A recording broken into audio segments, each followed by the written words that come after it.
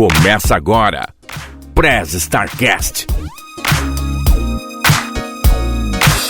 Ohayou, starteiros! Genki desu ka? Eu sou o Will Cunha, falando diretamente aqui do Japão para o Press Starcast, a sua áudio revista digital feita do mundo para o mundo. E hoje teremos um programa um pouquinho diferente, né? Eu estou sozinho aqui na bancada, mas mesmo assim, não podemos esquecer da nossa estagiária robô mais eficiente que eu conheço, Neuza! Ohayou, galera! Bom, às vezes a gente curte tanto jogar um jogo ou alguma coisa assim que a gente pensa, eu acho que eu tenho a criatividade para trabalhar com isso, né? Eu acho que eu vou trabalhar desenvolvendo jogos. Mas se você acha que isso é moleza, achou totalmente errado. E pra gente falar um pouquinho sobre como é desenvolver jogos, eu não tenho condições de falar disso sozinho. Então é por isso que eu trouxe um time de peso. E eu não tô falando isso porque são nerds gordos, né, como eu aqui assim, pra falar sobre isso aí. E sim pela galera aí que manda muito bem desenvolvendo jogos. Eu gostaria primeiro de apresentar aqui o cara que me deixou traumatizado da cor vermelha, Guto Novelli. Prazer aí, gente. Tudo bem? Tudo jóia. Cor vermelha passou perto, grudou, né? Agora eu passo perto de alguma coisa vermelha aqui e já fico longe pra não grudar ali. Mais pra frente a gente vai explicar isso daí. Você é um co-founder da FKNE, né? Isso. Eu, juntamente do meu sócio Fifo, que acho que ele pode tentar entrar aqui daqui a pouco, mas ele tá em mudança de São Paulo para o interior de São Paulo. Então tô naquele momento sem máquina, sem nada, sem internet, no meio de muitas caixas aí. Gostaria de apresentar aqui também o Gabriel da United Games. E aí, Gabriel, beleza? Beleza, pessoal. Bom dia. Obrigado aí pelo convite. Acho que vai ser um papo bem legal. E também um grande amigo que eu conheci ano passado aqui na feira, que logo aí a gente também vai falar aí também, o Pedro da VR Monkey. Pessoal, beleza?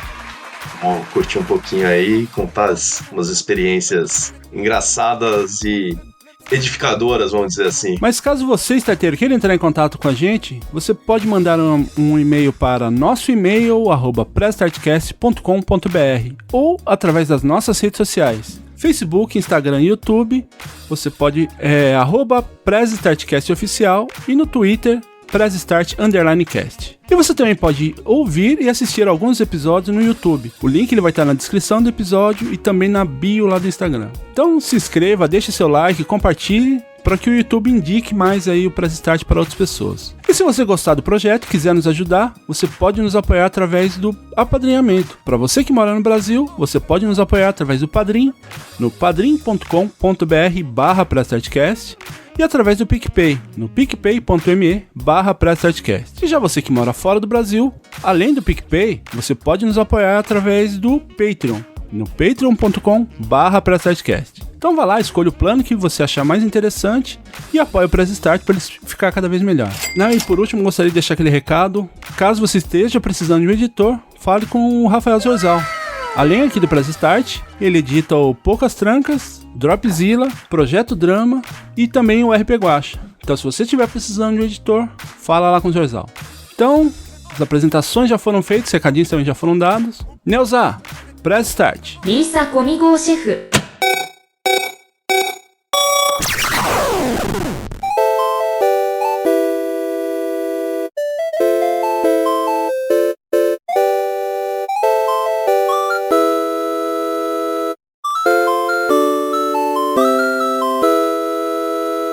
Pessoal, eu gostaria de começar aqui o bate-papo perguntando o que o desenvolvedor de games ele faz. Além de chorar em desespero. Imaginei que ia falar isso daí. E dormir deitado em posição fetal, né? Geralmente perde cabelo. Então acho que você tem mais informação aqui para dizer o que o desenvolvedor faz. Esse aqui ainda tem um pouquinho. Você repara, eu já tô nesse mercado há mais ou menos mais de 15 anos. Eu já sofri mais, né?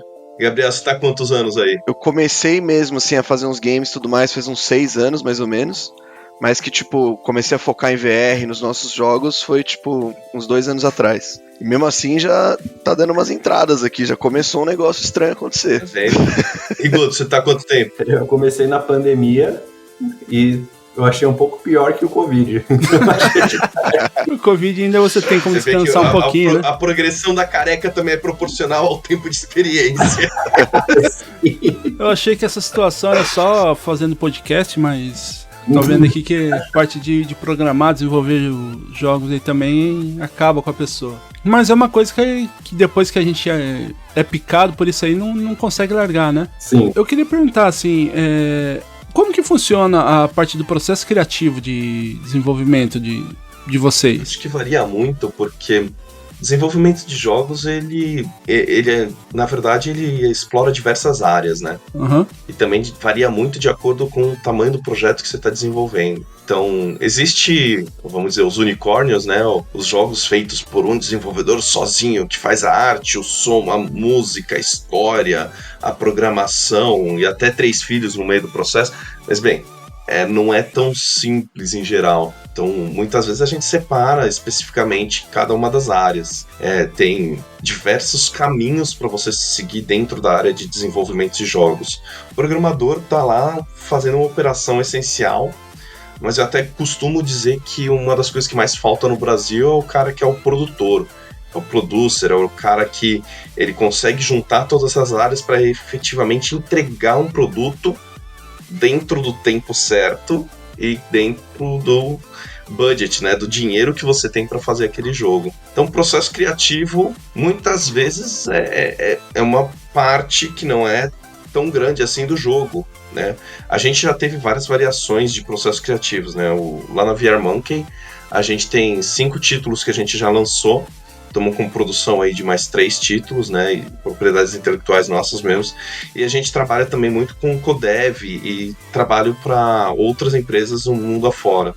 Lá especificamente a gente foca só em realidade virtual, e a gente teve desde processos criativos que foi simplesmente um cara lá na empresa ficou fazendo um protótipo escondido durante vários meses, de repente chega com alguma coisa, a gente fala, legal, vamos fazer isso, entrar no pipeline oficial da empresa. Outras vezes a gente vira e fala, cara, vamos fazer uma análise de marketing do que o pessoal tá jogando. Tipo, pô, legal, o pessoal gosta do quê? Né? Geralmente, quais são os jogos que estão fazendo sucesso? Alguns jogos que misturam religião, né? Então, Star Wars, Dungeons and Dragons, essas coisas que são religião, né? Não é gosto, isso é religião, né? O anime também. Isso, se você for ver, a gente faz essa brincadeira que não é uma coisa que o cara gosta, é uma religião, porque o cara entra e é fiel e consome coisas daquilo e continua naquela linha viciado mesmo. Então a gente faz essa análise de marketing e fala, não, vamos pegar uma religião e misturar com alguma coisa que é alguma tipo de, vamos dizer assim, gênero que está em alta. Tem muita gente que só faz jogo roguelike, tem muita gente que só faz jogo de tiro, esporte. Então, o processo criativo, geralmente, ele tem que ser trabalhado dentro dessas, vamos dizer assim, parâmetros, né? Tem uma caixinha aí pra ele. Um ponto bem legal que você tocou, Kayate, que acho que é algo que, cara, muito desenvolvedor passa por isso, e acho que é ali que muitos desenvolvedores param também de fazer jogos, que é o momento onde você tem que entender que teu jogo, no fim do dia, é um produto. Ele pode ser seu sonho, mas ele é um produto, né? Senão...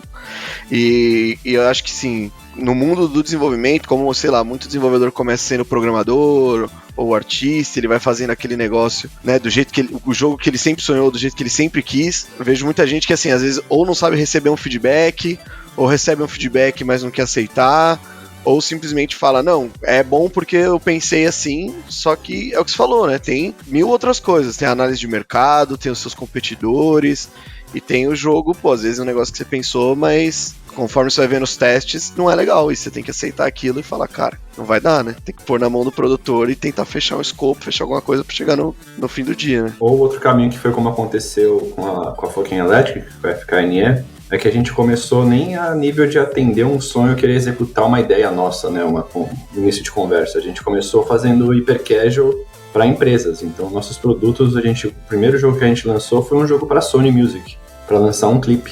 Depois a gente atendeu o Comitê Olímpico Brasileiro, rede de shopping. Então a gente estava ali perambulando, falando de uma forma errada dentro do mundo do advergame. Não era advergame, mas a galera vê dessa forma, né? E daí sim a gente teve... O FIFO tinha várias ideias de jogos, e uma que ele trouxe foi o que a gente acabou virando o Hook Loop aí. Mas daí foi uma ideia dele, uma vontade dele, que a gente conseguiu lapidar ela pela nossa experiência que a gente teve, que não era ter uma vontade de ter um jogo, era atender um briefing, né? Você tá realmente já fazendo um produto que já vem com o que o Gabriel falou, tudo definido, o público, o budget, o tempo. Então, muito nesse começo da empresa, eu entrei com esse papel que você mencionou, Kayati, de ser o produtor, né? O direcionador e o curador. Eu apurei quem vai fazer a ilustração, quem vai fazer o motion. Daí, como vocês podem olhar aqui atrás, tentei economizar fazendo eu o próprio áudio aqui em casa. Então, foi meio que um mix dessas coisas, e hoje eu estou mais na questão de prospecção, novos negócios e posicionamento da empresa como um todo, então acabo mais participando meio da ideia quando ela já está meio concebida. Então eu acho que essa parte de falar como é que é o processo criativo, ele vai variar muito do modelo de empresa que você está abrindo e do sonho que você tem dentro desse mercado, né? Hoje, se você falar com as pessoas mais jovens, eles não querem mais ter um jogo, eles querem fazer a narrativa do jogo, a grande maioria, ou fazer o visual. E no começo, lá quando a gente começou a conversar com pessoas que fundaram, ou começaram aqui no Brasil, a galera realmente queria programar o jogo, né? Então o conhecimento está fazendo o mercado mudar e os profissionais veem o mercado de uma outra forma, que vai impactar no processo criativo como um todo. Eu também, né, antes de vir aqui pro Japão, eu quase fui aí parceiro de vocês, então, porque eu comecei a estudar desenvolvimento de games também na Saga, né, lá em Santo Amaro, e fiquei por alguns meses ali, só que o meu era mais a parte de criação mesmo, da parte gráfica, né, não a área de programação. E aí surgiu essa oportunidade de vir aqui pro Japão, eu acabei abandonando o curso e vim pra cá, pra trabalhar de peão aqui, né? Trabalhar em fábrica. E nossa, eu desde me conheço por gente, eu ia falar desde pequeno, mas pequeno, eu acho que só na barriga da minha mãe que eu fui, né? Tem até a piada aqui que a gente fala aqui do Press Start. Mas o Reni que fica me zoando, falando que a minha altura é medida em quilometragem, né? Mas não em metro. Foi uma das poucas entrevistas que eu fiz olhando pra cima, então realmente é. E assim, eu sempre gostei, né? Eu tive praticamente da parte de consoles e game, eu tive todos os consoles até o Xbox. Eu ainda tenho lá, tá na casa da minha mãe ainda, um telejogo, pra vocês terem uma ideia. Na caixa ainda, um telejogo, o Odyssey na caixa também, todos os consoles da Sega, essas coisas assim. E aí eu tava procurando o curso pra fazer dessa parte de desenvolvimento, mas o pouco que eu vi ali, eu vi que o negócio era barra pesada mesmo. E assim, todo desenvolvedor, ele é um gamer ou não? Vocês assim, não gostam de jogos? Eu acho que eu posso responder por mim, que eu tô um pouco aqui, eu acho que eu sou mais distante aqui da questão toda, porque eu nem sou um desenvolvedor dentro da empresa, né? Eu sou mais um nível de empreendedor / designer, e um cara que curte jogo pela questão do entretenimento leve. Eu não levo um jogo como um desafio. Então, falando de consoles aí, eu só tive o Nintendo 64, jogava outros videogames quando ia na casa de alguns amigos. O meu jogo favorito era o 007, o GoldenEye. Então, aquela coisa de conseguir achar todo mundo que tem um controle pra ir na sua casa e você ficar lá, um matando o outro, fazer corrida de carro no máximo, indiferente de qual era o jogo. E nisso eu não sei dizer se acho que você ser um gamer, você vai querer entrar no mercado de jogos, porque eu acho que hoje, eu acho que isso pode ter sido até no passado, mas hoje o game virou um dos ramos da empresa de entretenimento como um todo. E entretenimento acabou sendo conteúdo visual, então você vê muita gente que está fazendo audiovisual, trabalhando com produtora de vídeo comercial, querendo entrar pro game. E agora com essa mescla que você está tendo com ferramentas de inteligência artificial, a galera está tendo essa doce ilusão de que consegue sair desse mercado para criar um game só de você colocar alguma coisa num código de alguma inteligência artificial. Brifar ela e você já vai ter uma coisa bem animada, e acho que ainda não conhece todo aquele bastidor que a gente tem, do que tem que ser feito, como vai implementar, como vai funcionar, como as coisas vão casar. Cara, acho que um ponto que eu adicionaria no que o Guto comentou, eu acho que não é um requisito você ser gamer pra você desenvolver jogos, mas eu acho que assim, é imprescindível você jogar jogos com uma cabeça de desenvolvedor. Tipo, por exemplo, eu imagino que o Kayat também, que faz VR, que é algo muito, assim, específico. Cara, tem jogo que eu, particularmente, tipo, não aguento mais, assim, arcade shooter, que tem 1.343.000, mas eu vou lá, eu testo, eu jogo, eu tento entender o que o cara fez de diferente, o que as pessoas gostam ou não gostam. E aí eu tenho até uma dificuldade, não sei se eu tô jogando como gamer ou se eu tô jogando como desenvolvedor, mas assim, tô jogando. Nunca mais vai jogar como gamer, cara. Desculpa. Depois você vira um desenvolvedor foda, né? de jogos, às vezes perde até o tesão de jogar, porque você sempre vai ficar analisando e tal. E também varia muito, né? Como aquela coisa que eu tava falando de tipo, pô, tem várias paradas, tem várias áreas. Então, assim, se você for um desenvolvedor, eu acho que, cara, você não precisa ser, às vezes, um gamer. Se for um artista, você não precisa ser um gamer. Só que, assim, aquilo que consome te traz experiência. Então, se você quiser fazer um jogo que, pô, eu queria fazer um jogo que faz um negócio assim, assim, assado. Aí alguém vai virar e falar, que nem, sei lá, Souls-like. Você não joga, você não sabe o que é Souls-like, como é que você vai fazer parecido? Não, uma identidade artística mais ou menos parecido com aquele jogo lá do, sei lá, do Fez, ou Firewatch.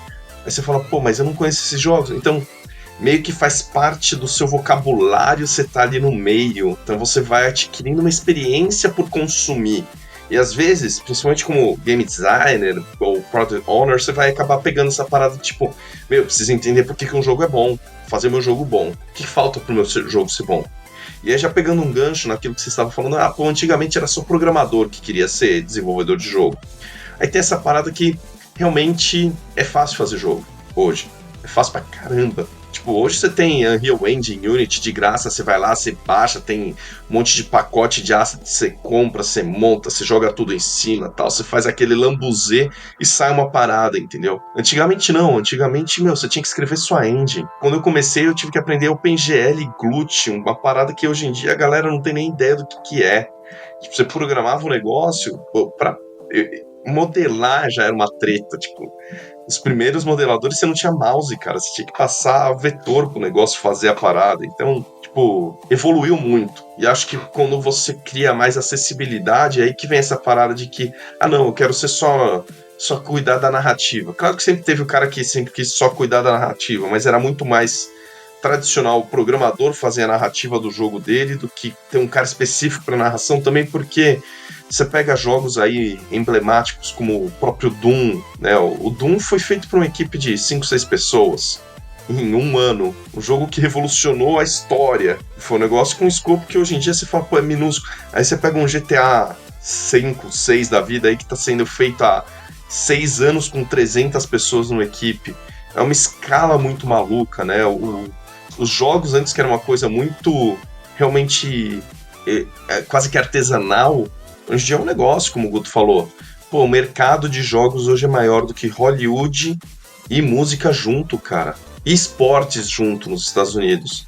Você tá falando de, cara, NFL, NBA, toda essa parada junto com Sony Records, todos os caras dando show junto com todos os filmes de cinema, é menor do que jogos. Uma parada que a maioria da galera ainda... Né? Jogos tem tudo isso dentro. Tem a música, tem a questão do vídeo, do storytelling. Mas eu acho que a grande questão é que a gente tem que, pegando a palavra gamer e não levando para o lado profissional, o grande lance de qualquer mercado é você tomar cuidado com uma coisa que você trata como paixão ou hobby, e você quer ter algo para você, então você cria algo para você se divertir com aquilo que você toma como diversão. Só que você esquece que quando você fala que quer tornar isso uma profissão, você tem que passar a produtificar, você tem que passar a tornar escalável, e daí que é onde a galera muitas vezes, se não todas as vezes, se perde. E é onde muitas vezes o brilho cansa, que é como o Kayat falou depois de mim, que quando agora a gente vai jogar qualquer coisa, você não joga mais a nível de diversão. Antigamente eu sentava no celular, pegava Clash Royale, por exemplo, e ficava assim ali, ó, dane-se, gastando centavos no cartão e me divertindo. E hoje, quando eu abro qualquer jogo, eu já tô pensando, como é que ele produtifica? Como é que ele faz venda dentro do app? como é que esse cara tá divulgando? Como é que existe, quais são todos os balanceamentos que esse jogo tem, e você começa a querer saber se é um runner, não é um runner, e a questão do que ele era um hobby, você tá trabalhando enquanto era pra você estar se divertindo. Eu acho que tem todos esses mini detalhes aí que influenciam bastante na decisão de se você era um gamer ou não, se você vai querer fazer um jogo de verdade ou não. E até comentando o que o Pedro tinha falado aí, né, dessa coisa do mercado hoje ser tão grande, essa parte de games, que inclusive essas outras mídias, elas estão dentro e estão querendo entrar dentro dos jogos, né, com o que acontece com o Fortnite lá, que vários artistas fazem shows dentro dos jogos, né. É bem lucrativo isso daí, né? Se eu estiver falando besteira, aí vocês podem me corrigir, vocês têm todo o background pra fazer isso daí, porque eu sou orelha, né, nesse sentido, né, então, mas assim, isso aí, é um mercado que ele se desenvolveu muito por causa dos celulares e internet, ou isso daí era uma causa mesmo, que nem que eu comentei lá, né, que tinha o telejogo, o Atari, essas coisas, e que eu acho que não chamava tanto a atenção das pessoas para se tornarem desenvolvedores, né? Isso aí, esse boom foi mais por causa da internet ou mais por causa de celular? Ou as duas coisas? Eu diria da internet ou do celular em si, mas eu diria da acessibilidade aos jogos, né? Acho que certo. Os videogames antigos e tudo mais, pô, era um negócio meio caro, você tinha que ir lá comprar, cada cartucho era caro, tal, não sei o quê. Aí quando você começa a ter um lance, pô, você tem um celular, vai ter jogo que vai rodar lá, entendeu? Tipo, pode ser que você não rode todos os jogos, mas no seu celular algum vai rodar. Pode ser, cara, uma torradeira, o seu celular vai rodar algum jogo. E aí, no momento que todo mundo começa a jogar, cada vez mais pessoa vai jogando, vai gerando, né, aquela coisa, um vai puxando o outro, cada um vai baixando mais jogo, vai falando com o amigo, vai divulgando. Eu sinto um pouco disso, assim, acho que os jogos foram ficando cada vez mais acessíveis, dos dois lados, né, tanto do lado do consumidor, como o Kayati comentou, do lado de você fazer o jogo, né. Pô, antes era um negócio assim, cara, você tinha que ser hardcore developer, falar com os bytes ali, seja o que Deus quiser. O OpenGL, você falou, já me deu até frio na espinha aqui, já. Aí hoje em dia, cara, você abre lá o Unity, coisa, arrasta um 3D, entendeu? Já tem movimentação pronta, tem tudo. Então, muito jogo começou a ser feito porque, pô, tem gente que faz jogo sem nem programar, né? O cara pega aquelas visual scripting lá e vai que vai, né? Eu não lembro o nome, mas tem um jogo da Raposa lá, eu tava assistindo o desenvolvedor lá dando um comentário, ele falou, cara, eu não era desenvolvedor nem nada, eu era artista. Aí eu fui fazendo visual scripting e o jogo vendeu uma porrada. Uma outra coisa que eu acho que tem muito a ver é a teoria da evolução, né? Quando a gente começou, o jogo era muito disso, quase quem não era mergulhado em conhecimentos, era eletrônico. Você jogava numa caixa de plástico com uma fita que tinha um chip dentro. Eu acho que com a chegada da internet e todo mundo começando a se familiarizar, mesmo de forma ultra rasa, que existe um código por trás, as pessoas entenderam que dava para codar qualquer coisa. E eu acho que isso foi aumentando. E daí só teve o celular que, por exemplo, em países terceiro mundo, que todo mundo começou a ter mais acesso, mesmo depois de um tempo, espalhou aquela coisa de novo, como eu falei, do entretenimento. E daí as pessoas querem falar, como eu vou me entreter com algo que todo mundo usa? E daí eu acho que começaram a entrar nesse ramo e descobrir outras coisas, por isso que o mercado cresceu tanto. E acho que nesse ponto também tem uma questão de escalabilidade mesmo, assim, né? Tipo, se você tem que fabricar uma fita, você tem que fazer um chip, você tem que fazer não sei o quê. Quando você transforma isso em serviço, né, vamos dizer assim, pô, você tem um computador, você tá na Steam, você pode baixar qualquer jogo, pode baixar 20 jogos, né? Eu duvido que todo mundo aqui tenha jogado todos os jogos que tem na Steam, é possível. Na sua Steam, né? Eu mesmo sei que eu vejo uma promoção Gabriel? Lá. Você comentando isso, sabe como é que os primeiros jogos eram publicados, divulgados? O código era escrito em revista. O cara que queria jogar o jogo copiava o código da revista, cara. Não tinha nem essa parada de cartucho, de mandar e tal. Eu acho que o que pegou, principalmente, Will, pra esse crescimento dos jogos foi o quê? Primeiro, você tem que entender que a gente viveu aí 2 gerações transformadoras. Provavelmente, na minha infância, pelo menos, você já pega uma época que a gente tava numa transição ali de que, brother, não existia eletrônico. Pra começar, não existia eletrônico. Não existia jogos eletrônicos porque não existia eletrônico. Então, pro meu avô, ô moleque, sai da frente dessa TV aí, tá perdendo tempo, vai fazer um esporte, vai fazer... Entendeu? Já tinha essa parada, um preconceito. A parada era real, era um preconceito de que, cara, TV faz mal, eletrônico faz mal. Nossa, você tá usando uma calculadora, cara. Não é legal. tem esse primeiro impacto aí que eletrônico não era um negócio assim, né? Então, você teve uma transformação das gerações, onde os jogos eletrônicos começaram a crescer, mas, pô, que nem você falou, pô, eu joguei Mario quando era moleque. Beleza, mas aí quem pagava era teu pai. E teu pai tinha essa visão, eletrônico, vou deixar o moleque viciado na parada que é ruim e tal. Alguns pais eram menos assim, mas a maioria era assim. O pai do sozinho, né? Você só ia pra casa dele pra jogar o jogo. Quantas amizades não foram fortalecidas com isso? E quantas mães, né, de amigo que xingava, né, pra você morar praticamente na casa do amigo lá pra poder zerar o jogo. Exato. Então, só que aí você ficou velho. Você virou um cara ativo na sociedade que trabalha, ganha dinheiro e agora você pode consumir seu jogo. Não tem mais ninguém te enchendo o saco pra você não comprar o jogo que você era apaixonado. Então o boom que teve dos jogos é por causa disso, porque a galera que cresceu jogando agora tem poder aquisitivo pra comprar. Então isso mudou tudo, porque agora você não precisa pedir pro seu pai vai falar, não, só pode alugar uma fita pro fim de semana, entendeu? Você vai lá e foda-se, chega no Steam, mano, sei lá, ganhei um bônus do meu trampo, vou gastar R$1.000 em jogo, dane-se, entendeu? E um dia eu jogo, né? Um dia eu jogo. E um dia eu jogo, você nunca joga, mas tá lá na biblioteca do Steam.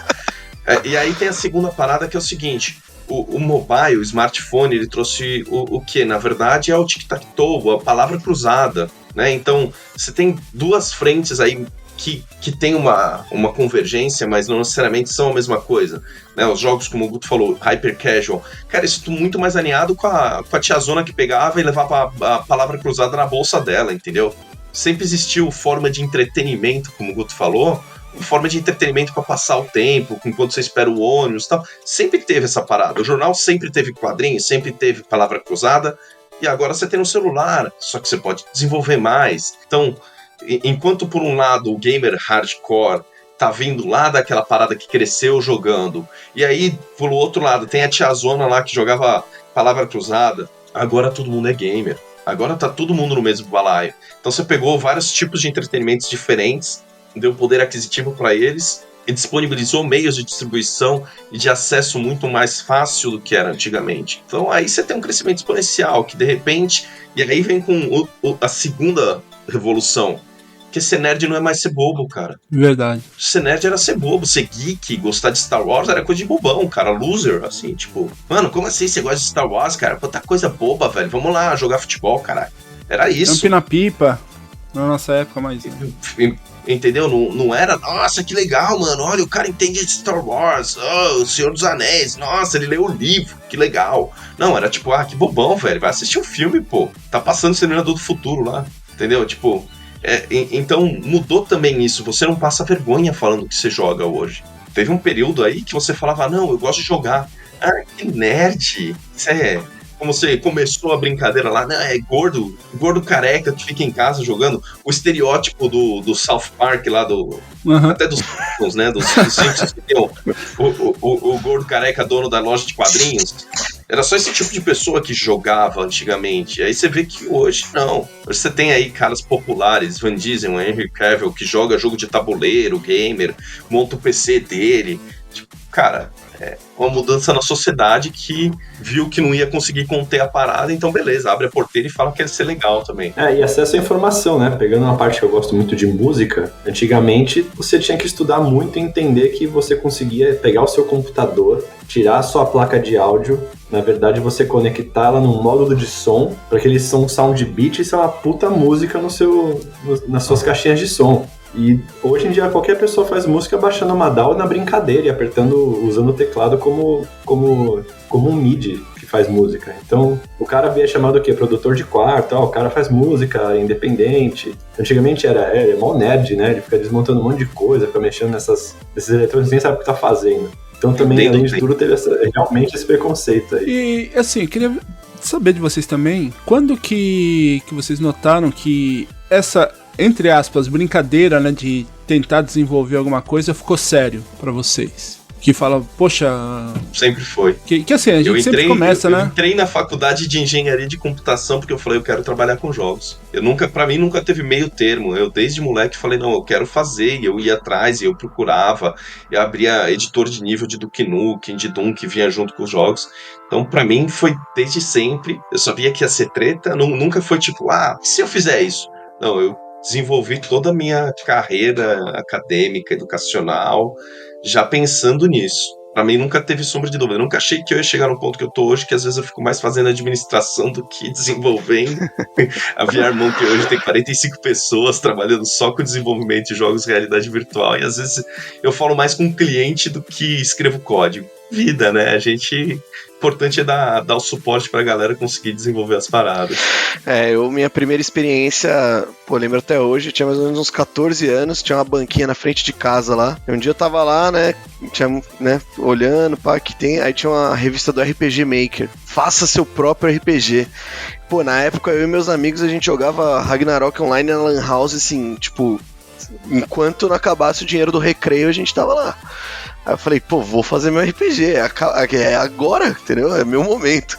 E, cara, era muito louco, eu não entendia nada, não sabia nada de computação, de programação, eu ia lendo, tentando entender, entrava nos fóruns, aí eu ia usando, as coisas lá, os ifs e não sei o que, eu fazia funcionar sem entender como que aquilo tá funcionando, assim, né? Aí, mais pra frente, quando eu comecei também, igual você, falei, vou pra faculdade de tecnologia ver o que tá acontecendo. Quando eu aprendi o que o if fazia, eu falei, agora esquece.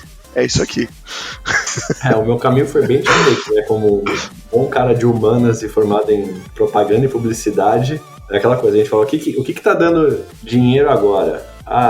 É vacina pra gado, eu vou estudar pra fazer marketing disso. Agora você tem que falar de imobiliário. Você aprende a falar de imobiliário e daí você fala, agora é site, daí você começa a aprender site. Agora o negócio que a gente tá vendo é game, vamos fazer um jogo. Aquela frase, vamos vender um jogo, dá pra colocar um jogo aí. Eu fui só pela base da ideia e nunca tive essa mudança. Tanto é que eu sei fazer muitas coisas, todas muito mal feitas. Então por isso que tem muita coisa que eu faço. Não tem problema também, né? Dá pra ser um 6 em tudo e passar de ano. Dá, é 5,1, querido. 5,1 já tá garantido ali, 5,1 e uma choradinha pro professor, vai que vai. Na verdade, a escola incentiva isso, né? Você não tem que passar em todas as matérias. Exatamente. Eu sou mais dessa banda do Guto também, porque eu fiz mecânica geral, né, no Senai. Porque meu pai, ele era mecânico industrial, mas daí não era muito a minha área, que eu gostava mais dessa parte de robótica, eu fui fazer mecatrônica.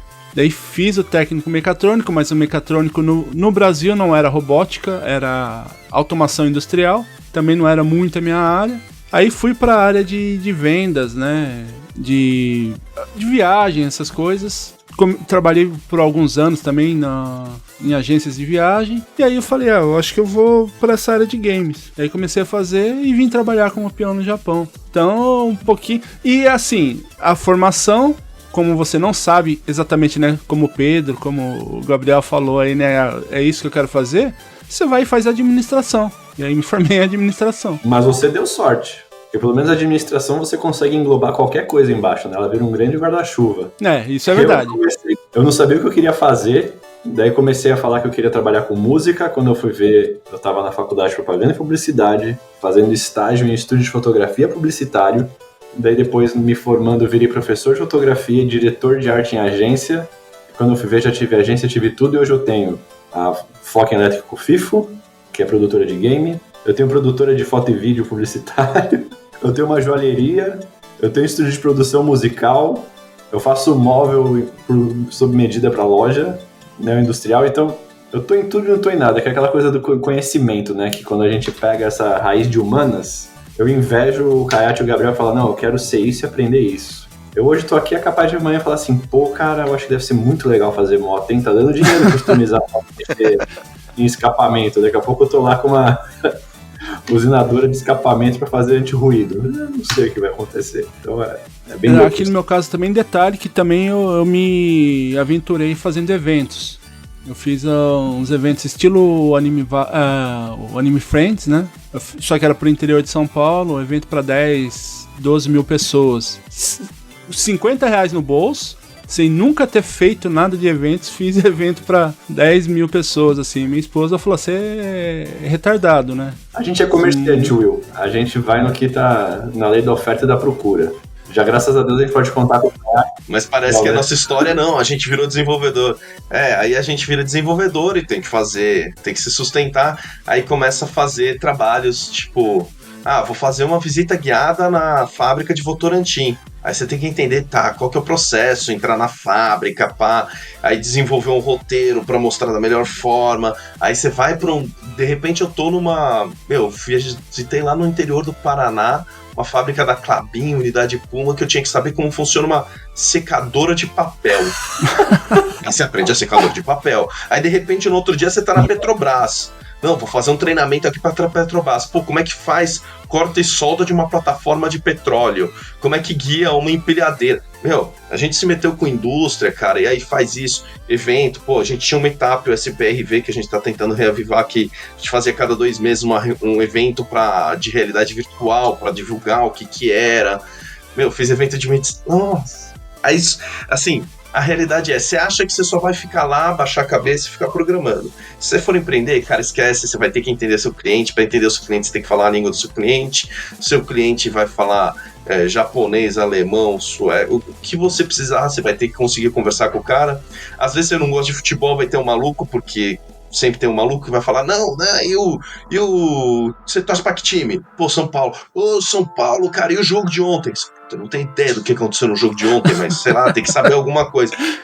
Que aquele cara lá jogou mais ou menos, né? No futebol é o small talk que, tipo assim, não tem como não ter. E pra mim é a dor, assim, nunca fui muito fã de futebol, mas, cara, tem que ter, tipo assim, parece que, cara, principalmente no Brasil, assim, não tem como, mano. Não tem como. Tem 10 pessoas numa sala, uma delas com certeza vai puxar mas e o Parmeira, hein?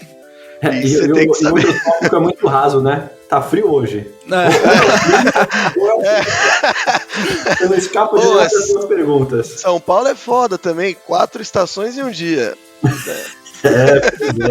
Mas eu acho que volta na sua pergunta, Will, lá do começo, há 40 minutos atrás. Processo criativo. Isso mostra muito que, tipo, o que a gente vive por fora, se você for ver, alguma coisa você usou num jogo aí.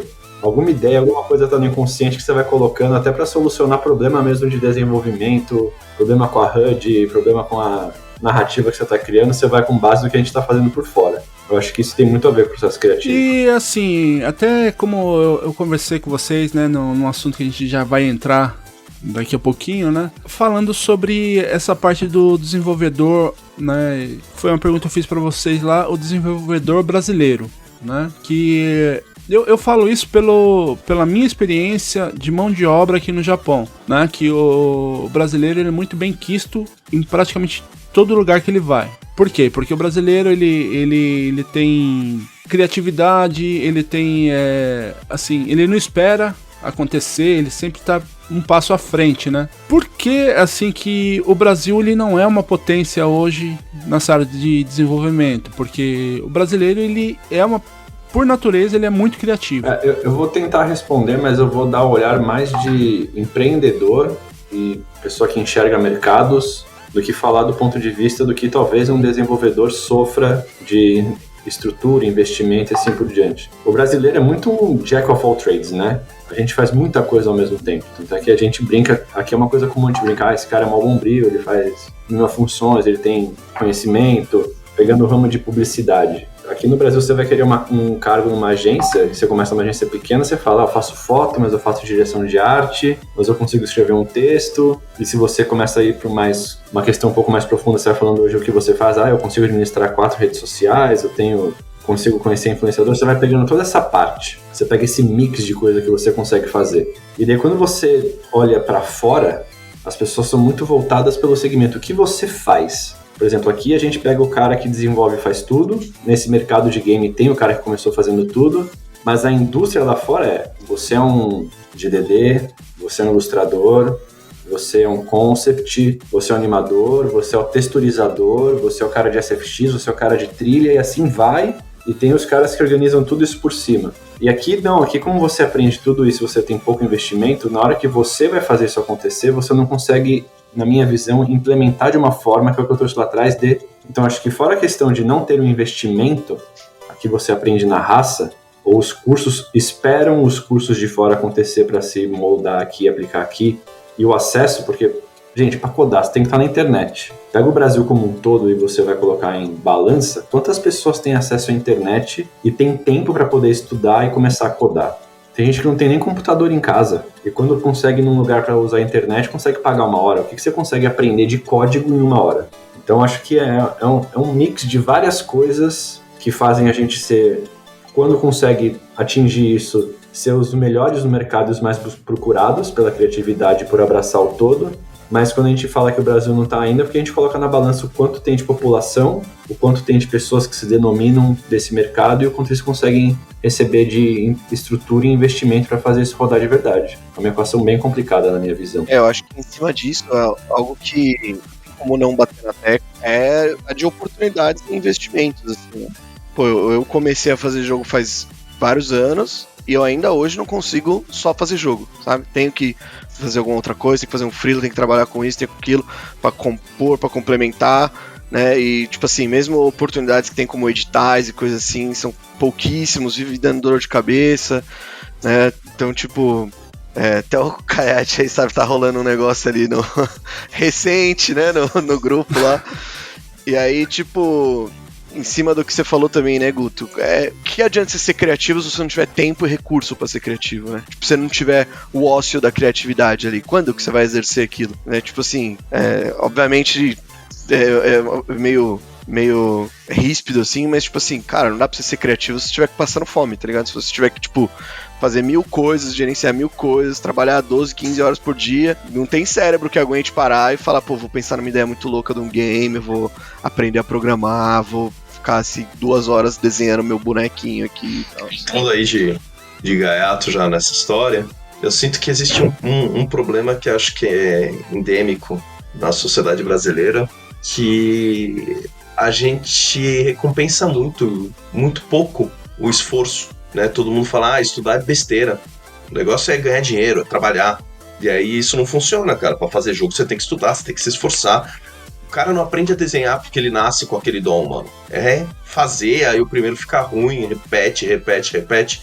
Isso, assim, não é tão recompensado, né, pro brasileiro, né? A cultura brasileira não é do tipo, nossa, olha que legal, o cara tirou 10 em matemática. Que nerd, velho, perdeu tempo estudando, sabe?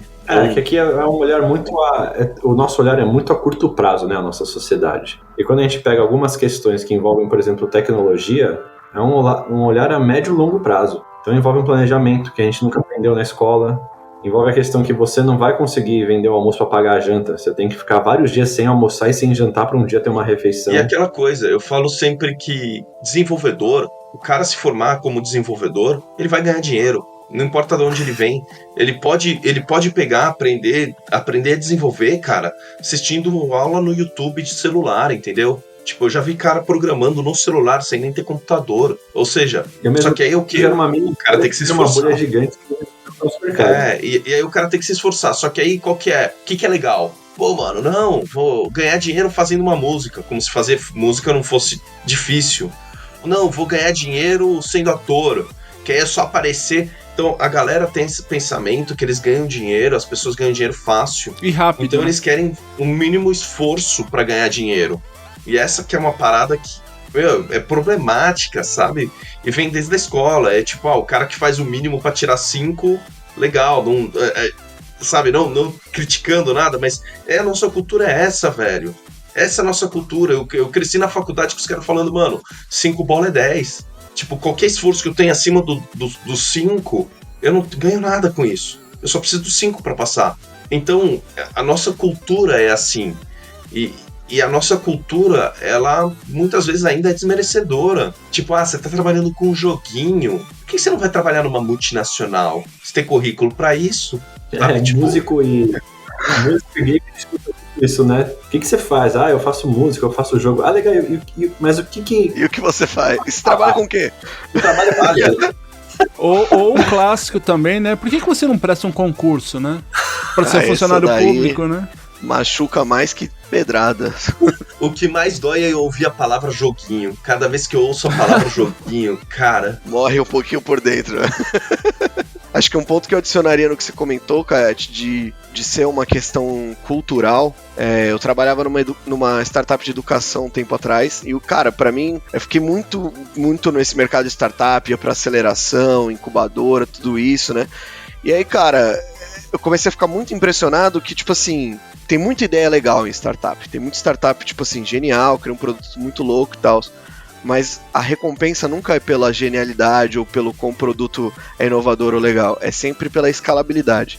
Todos os investidores, todos os bagulho, ele não tá preocupado, tipo, de falar, pô, isso aqui, cara, é muito louco. Ele tá tipo assim, tá, mas em 10 anos, quantos clientes a gente vai ter? Quanto que coisa, como é que você vai escalar seu produto?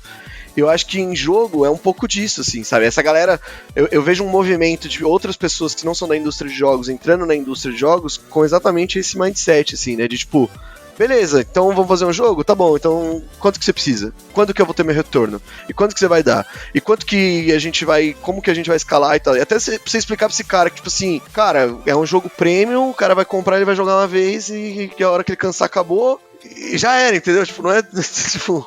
O planejamento sabe, Gabriel, esse, aí no máximo pra tirar uma promoção... Eu não sou tanto contra esse cara, porque esse cara meio que traz uma visão de produto pra empresa funcionar, e às vezes a galera não tá, não, eu vou fazer meu jogo aqui, ele vai fazer sucesso, mas tá, estimativa, quantas unidades você tem que vender do seu jogo pra bater o retorno do investimento? É uma parada que eu, na minha pessoal opinião, vendo a indústria brasileira de jogos, precisa, porque o brasileiro médio de desenvolvedor de jogos não pensa nisso. Ele é muito, vamos dizer assim, revoltado com essa parada. E por outro lado, eu ia comentar, você falou, vivi o mundo de startup. Cara, quando eu abri a empresa, entrei no mundo de startup, e aí eu descobri uma triste realidade. Startup no Brasil é uma grande mentira. Startup no Brasil tenta imitar o que os americanos fazem, só que, cara, lá tem investimento de risco.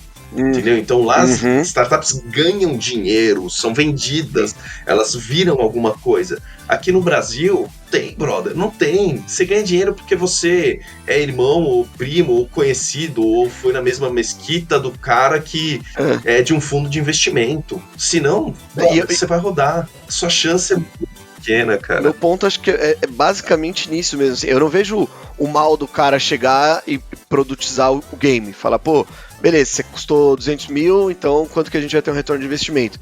Acho que isso realmente tem que estar na cabeça do desenvolvedor, ele querendo ou não. Tipo, ele pode ser o revoltado que ele for. Se ele quiser viver disso, ele vai ter que passar por isso, mano. Não tem como fugir.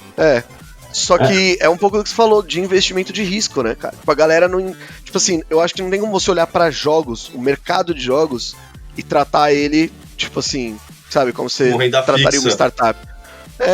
Tipo, não tem como você falar, essa startup funcionou na Índia, na Europa, então eu vou copiar ela aqui no Brasil, ela vai funcionar.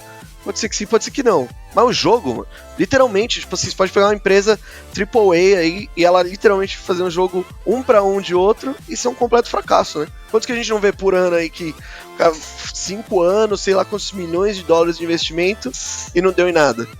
Aí o cara vem pra gente aqui no Brasil... Caras bons, monstros, Aí o cara vem aqui pra gente e fala assim, né, não sei que eu vou investir esses 100 mil reais aqui pra você fazer o jogo, eu não sei se eu vou ter um investimento, eu já fico meio inseguro. Só assim, mano, se essa é a sua preocupação, não tem nem como a gente... Fica difícil, né? E a parte polêmica que cai na pergunta do Will, que é como a gente vê o investidor, o desenvolvedor aqui, os recursos, né, por que o Brasil ainda não é uma potência, é porque também tem aquele lado que, infelizmente no Brasil, boa parte de quem tem um capital para colocar em alguma coisa, ele vê o infográfico financeiro de uma empresa. Ele vai num TED Talk, ele vai numa palestra, ele vai numa reunião de networking, que só tá a elite, e ele fala, você viu que o mercado de jogos está explodindo? E o cara fala, vi, então vou fazer um jogo. E o cara não quer gastar com a tecnologia, não quer colocar dinheiro em profissional para montar o jogo. Ele fala, não, mas deve ser facinho, eu achei aqui um site que você consegue fazer um jogo inteiro sozinho em 2 horas, e ele não entende o todo. É igual falar para alguém que você quer montar uma corporadora de montar prédio, mas você não precisa de arquiteto e engenheiro. E automaticamente o arquiteto e engenheiro não tem nenhum incentivo, ele fica só batendo bem isso aqui e não vai pra frente. O jogo, como muitas outras coisas assim do âmbito digital, tipo site, logo, design, sempre é aquela coisa, tipo assim, tem um preço profissional bom. mas o cara sempre vai achar que o sobrinho dele resolve. Entendeu? 2 coxinhas, uma coca pro sobrinho não, é tipo esse aqui, é só você mexer um negocinho. De e-commerce, Verdade. Copia pra nós. Aí eu vou primeiro responder isso que vocês acabaram de falar, que é, cara, essa é a mentalidade do brasileiro, porque ele não leva a sério o que é digital. O cara gasta 300 pau no almoço, mas se você falar pra ele, cara, paga 5 reais no Waze que você usa todo fucking dia e te salvou horas de trânsito. O cara não paga 5 reais. O que o Guto falou que ele gastava centavos pra se divertir ali no Clash Royale, cara, ele é uma exceção. O cara brasileiro acha que se eu posso de alguma forma ter algo parecido de graça, por que eu vou pagar pelo melhor? Então isso também vem cultural nosso, que, puta, é um esforço enorme, e até isso, depois de um tempo, começa a virar uma treta, sabe? Do tipo, mano, cara, você tem que entender, velho, tipo, todo mundo brasileiro funciona assim. O pedreiro, os caras procuram só o mais barato, o cara infla o preço pra caramba, porque ele sabe que se não inflar o preço, o cara não vai querer pagar o preço ok. Então tem essa parada que é desesperadora, ninguém pensa no que é justo só. E o segundo, essa informação que eu acho do caralho, que acho que poucas pessoas têm acesso, você sabia que só de software, exportação de software, a Índia exportou mais software do que o Brasil exportou de agropecuária? Caramba. A gente tá falando de, tipo, grande parte do dinheiro do Brasil vem dessa parada de soja e gado e essas porra toda aí que, tipo, eu tenho as treta, porque, assim, você sabe quanto custa a importação de uma peça de trator? Isso eu não tenho ideia. Não quero nem chutar pra não passar vergonha. Eu prefiro me abrir. Era 7%, desceram pra 4%. Quanto custa pra importar um eletrônico? 110. Aí a gente vê prioridade do governo. Sabe quanto que a Globo, eu tava estudando a história da Globo, sabe quanto que a Globo pagava de imposto de importação de equipamento pra fazer cinema, fazer televisão, tudo? Zero. Teve esquema de entrar no governo, não produz equipamento de filmagem aqui, então a gente vai pagar imposto. Peraí, mas não produz computador no Brasil, por que a gente paga 110% de imposto? Porque aí é pro consumidor, né, é pra entretenimento, não é essencial. Irmão, não é essencial computador, brother. Tira computador da sociedade e vê como acontece, cacete. Mas não é comida. Mano, eu exporto software, ganho dinheiro e compro comida, sei lá, da África, brother. Tipo, vamos industrializar, vamos evoluir, cacete. É foda, sabe? E outra parada, isso faz o quê? Com que a gente continue nessa negócio de concentração de renda. Porque quem que exporta realmente soja? Quem que exporta gado? Não é gente pobre, cara. Não é o tiozinho lá que tem uma fazenda de subsistência. Não é o seu Joaquim no interior do... Deixa eu no mercadinho ali da esquina comprar uma colheitadeira, alguns acres de terra, né? Engenheiro agrônomo, porque tá baratinho aqui. Trator já tem um pouquinho de dinheiro, né? Entendeu? Peça de trator. Então o que se fode é o cara que tem pouco poder aquisitivo, é a gente, entendeu? O cara mais rico continua ficando mais rico, que a política não incentiva. E o impacto é em cascata, né? Porque, por exemplo, a própria importação de eletrônicos, né? A gente que faz VR. Você fala, pô, o Brasil não é popular em VR. Cara, foi o que eu falei pra vocês, estava na BGS pelo 3º ano seguido, o único stand indie de VR, e não parava de ter fila do momento que eu abria até o momento que eu fechava. Você acha que o brasileiro não tem interesse em VR? Lógico que ele tem, mano. Não tem, só que não consegue não tem dinheiro pra comprar, pra importar, não vende nas lojas aqui, tem que... É o Grabber, é o não sei o quê, Pô, como é que faz? Como é que você populariza isso? Como é que você democratiza o americano vai lá no Walmart e compra por R$300 o VR. Exato. Pô, vende por R$300 um VR aqui no Brasil. Até o Guto que falou, puta, eu nunca usei esse negócio, não tô nem me importando, vou comprar, cara, vai ver que é legal. É igual aqui no Japão mesmo, aqui você compra em loja de usado.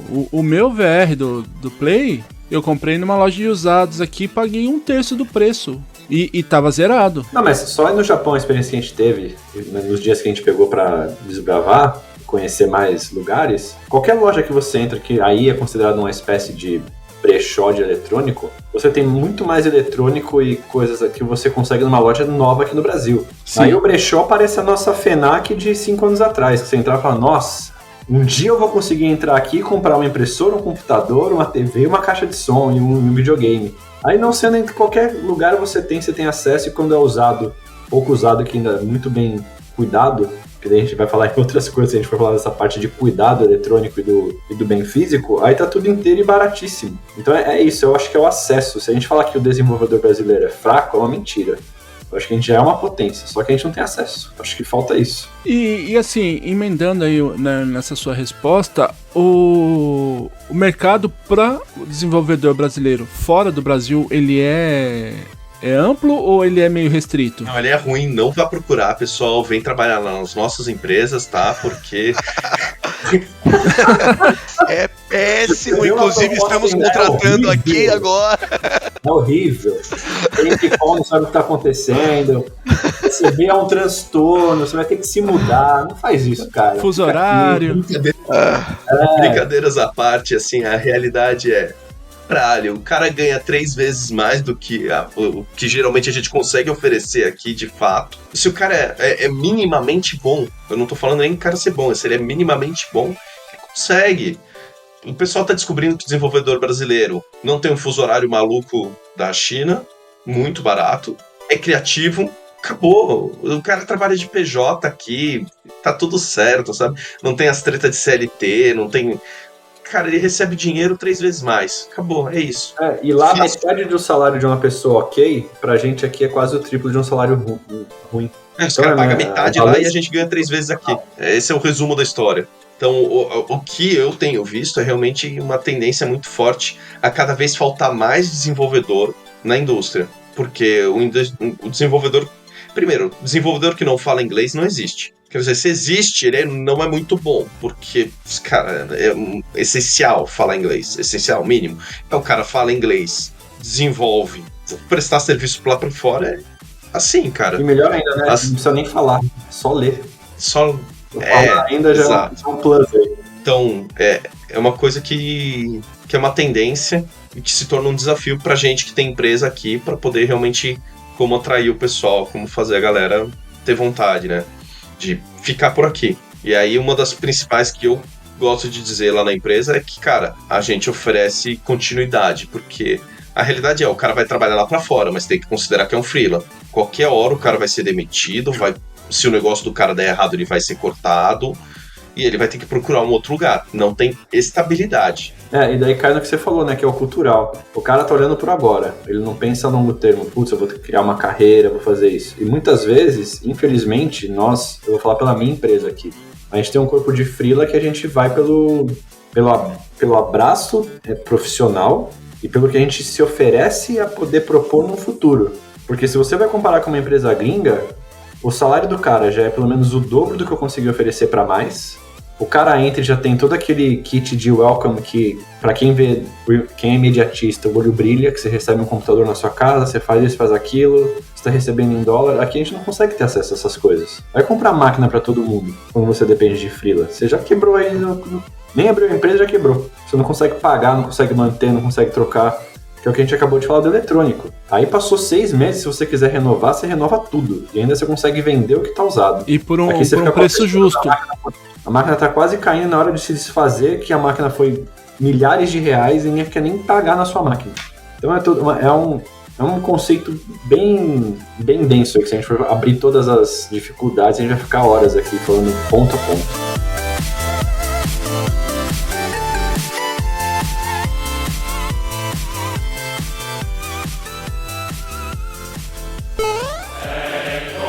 Você está ouvindo Press Starcast, sua revista digital do mundo para o mundo.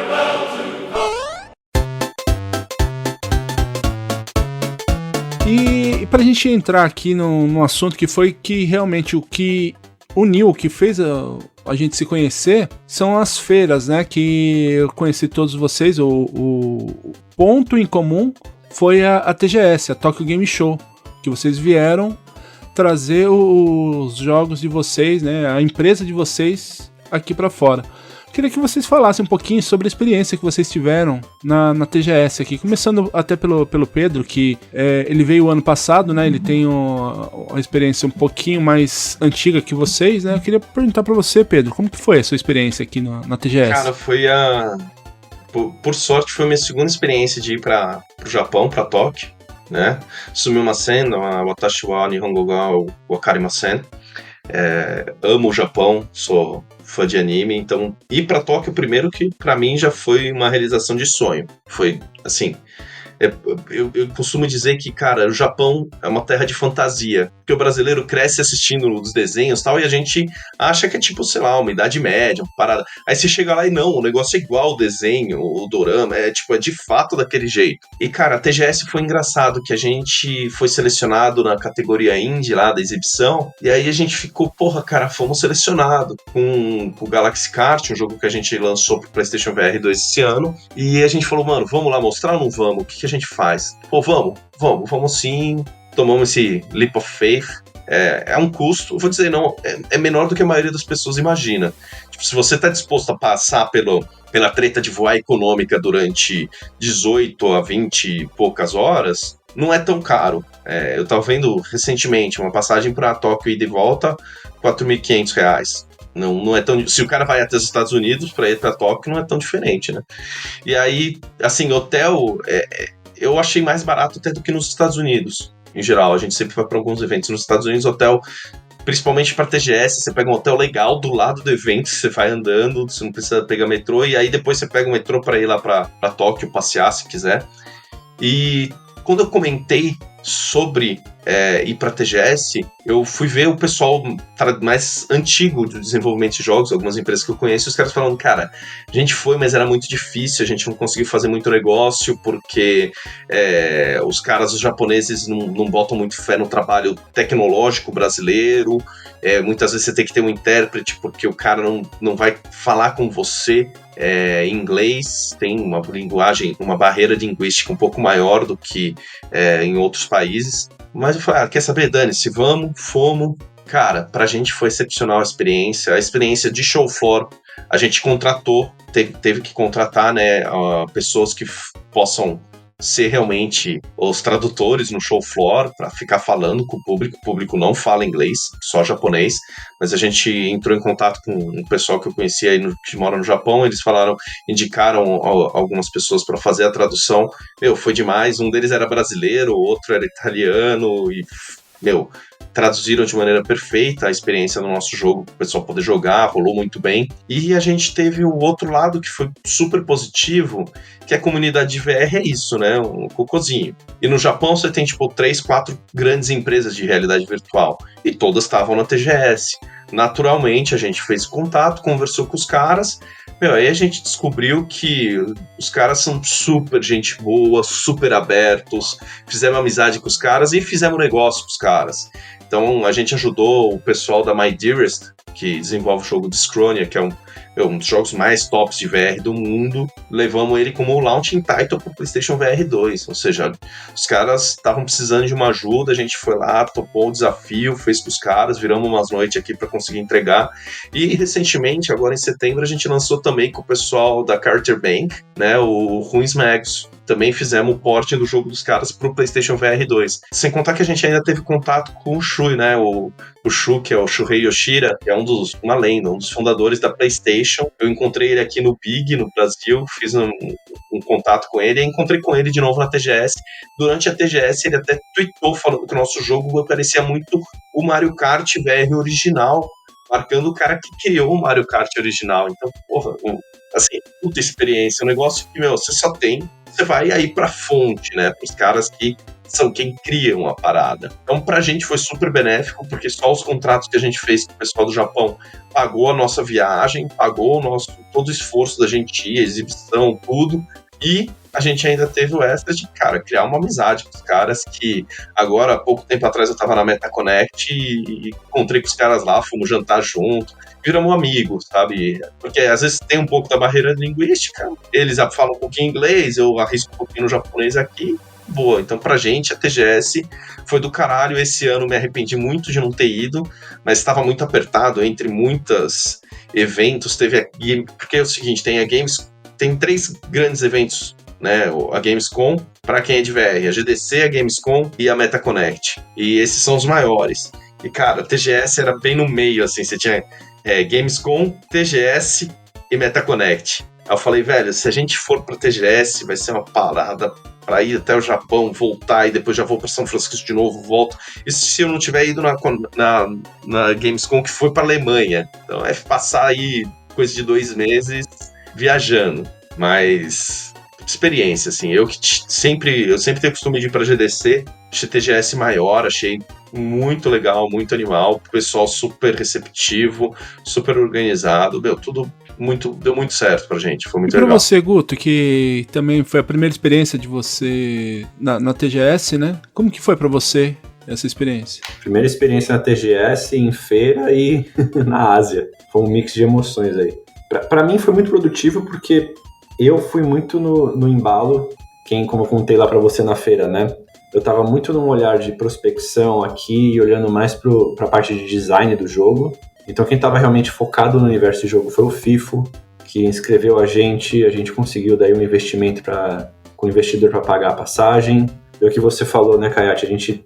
Todo mundo fala que o Japão é caríssimo, só que se você olhar realmente e quiser fazer funcionar, a passagem talvez é mais barata que para os Estados Unidos. Você consegue comer muito bem com uma faixa de 25, 30 reais por dia, refeições ótimas, e se você estiver disposto a experimentar a culinária japonesa de verdade. E se você procurar um Airbnb, que foi o caso que a gente acabou fazendo perto do evento, que é um pouco mais distante do que eles chamam do centro de Tóquio, também foi super econômico. Então, a nível financeiro, se você está disposto a investir um pouco, você consegue muito com esse pouco investimento.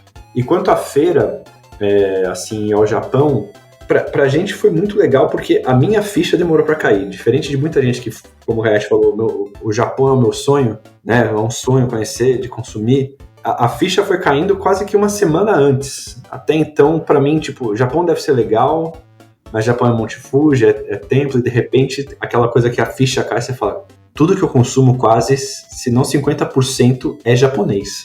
Daí você começa a entrar na neura, como é que eu vou fazer pra conhecer? Daí você começa a procurar aquela coisa pré-viagem, você fala, eu tenho que conhecer tudo. Então já vira, a viagem pra mim teve vários, cada vez mais altos, não teve nenhum baixo. E na feira foi muito legal, porque como a gente foi a nível de entender a feira, entender o que era o TGS, entender se a gente ia lidar só com o público japonês ou com o público asiático, a gente se deparou com todo mundo de todos os lados do globo, a gente ficou numa área que era mais restrita aos indies, e então as pessoas que chegam ali já têm um pouco do conhecimento que não é um jogo de uma grande empresa, então tem esse comparativo bobo que aqui no Brasil acontece, né? Mas eu curto Call of Duty. Mano, não tem nada a ver com o que eu tô fazendo, né? A galera vê o jogo aqui de uma outra forma. Foi muito vantajoso para ver todas essas etnias jogando o nosso jogo. A gente ali conversando. Hoje, por mais que exista a barreira do idioma, você pega o Google Tradutor, você fala no microfone, a pessoa lê, e você tá falando ali com tailandês, com japonês, com coreano. A nível de business foi maravilhoso, porque a gente agora está em contato com a Stove da Coreia. Então a gente está... Porque uma das nossas questões de dificuldade é... A gente criou um jogo pensando num público e a gente foi descobrindo que o nosso jogo se adapta a outros públicos. E quando você tem muito público e você só tá na Steam, como é que você faz essa comunicação, né? Sendo que boa parte das mídias não te permite cair direto na Steam. Então daí você cai numa landing page universal.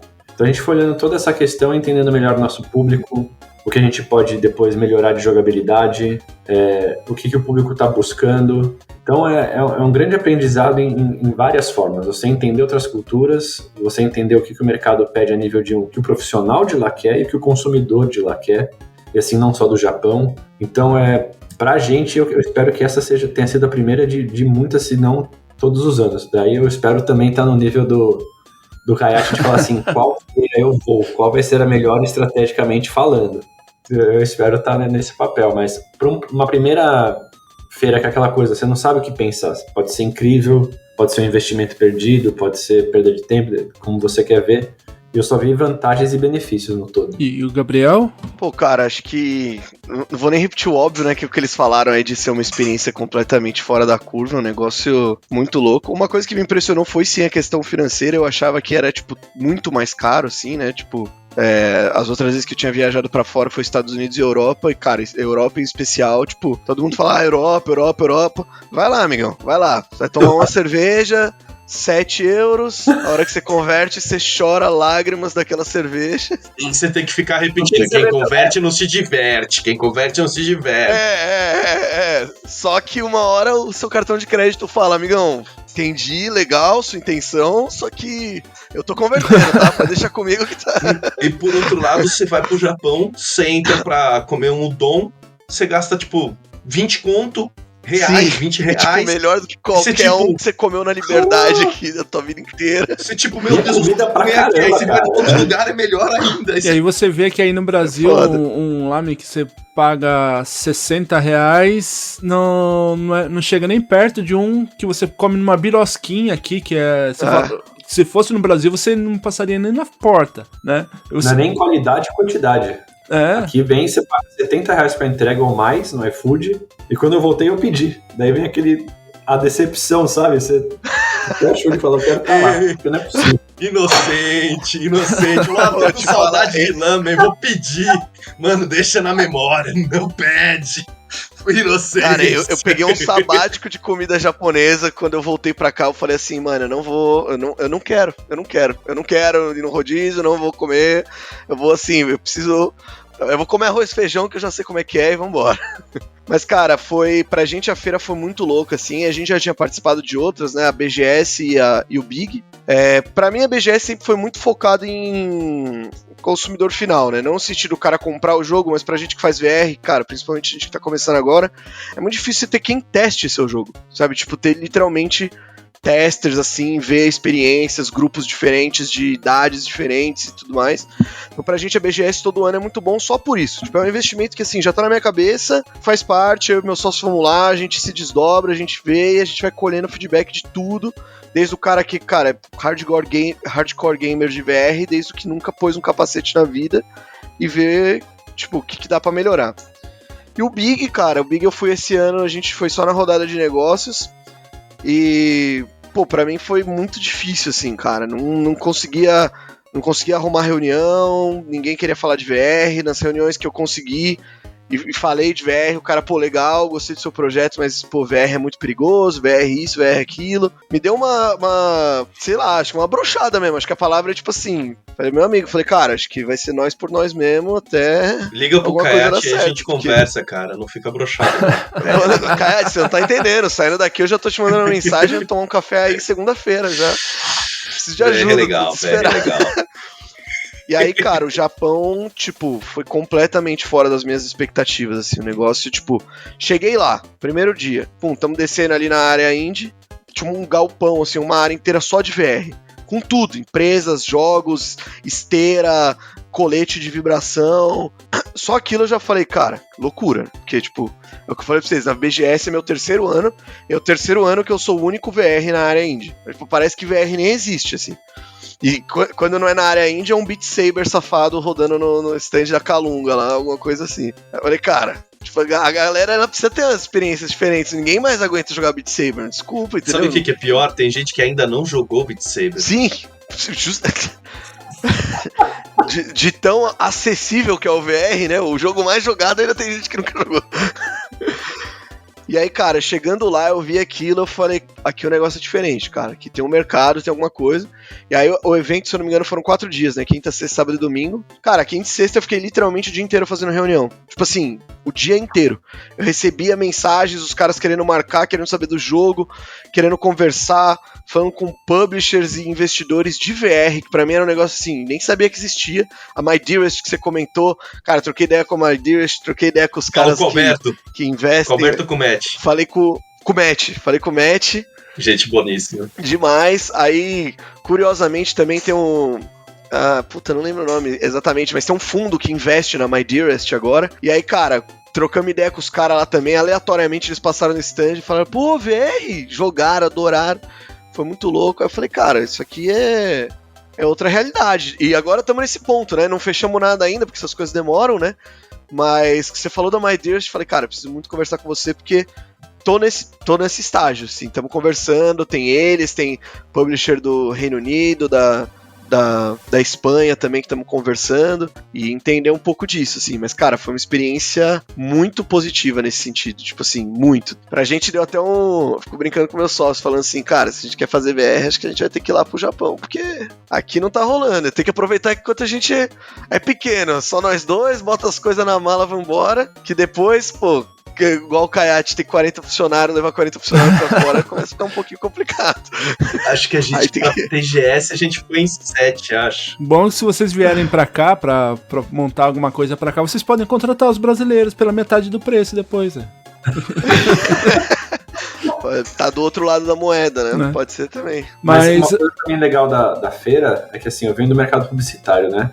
Então foi minha primeira feira de games, mas feiras eu fiz várias. E uma coisa que eu vi que é diferente, não sei como é em relação ao Big, ao BGS aqui, mas o meu sócio FIFO já foi pra Big, a gente vê na TGS a cultura do follow-up, do pós-feira, ela existe. Não é aquela coisa de, legal, vou entrar em contato com você. Vou ver de ver, né? O cara não lembra, o cara nem te responde. Aqui a galera realmente fala, você começa a criar, você começa a se sentir pertencente a uma comunidade. Isso é... Tanto é que no Japão... o seguinte, Guto, no Brasil, o cara é pago pra ir pra feira. Quando você vai pra uma GDC, uma TGS, a galera geralmente tá pagando pra ir pra feira. Então eles querem tirar o maior proveito. Não é que o tipo, não, o cara trabalha na JBS, aí a JBS, como ele é gerente, ele tem que ir pra feira ver o que tem de novidade na feira. Isso que rola aqui no Brasil, a real é essa, cara. Eu já fui prestar serviço nas mais diferentes feiras, desde Adventure Fair até Food Tech. E, cara, assim, o que eu acho o detalhe do caralho da TGS é paixão, velho, paixão. Todo mundo, desde o cara que joga até o cara que tá fazendo negócio lá, parece que todo mundo lá é apaixonado pela parada, ninguém tá forçado pra estar lá. E você ter uma empresa significa muito, né? Porque lá o cartão de visita, o cartão de negócio business card não é igual que no Brasil, que é só um pedaço de papel.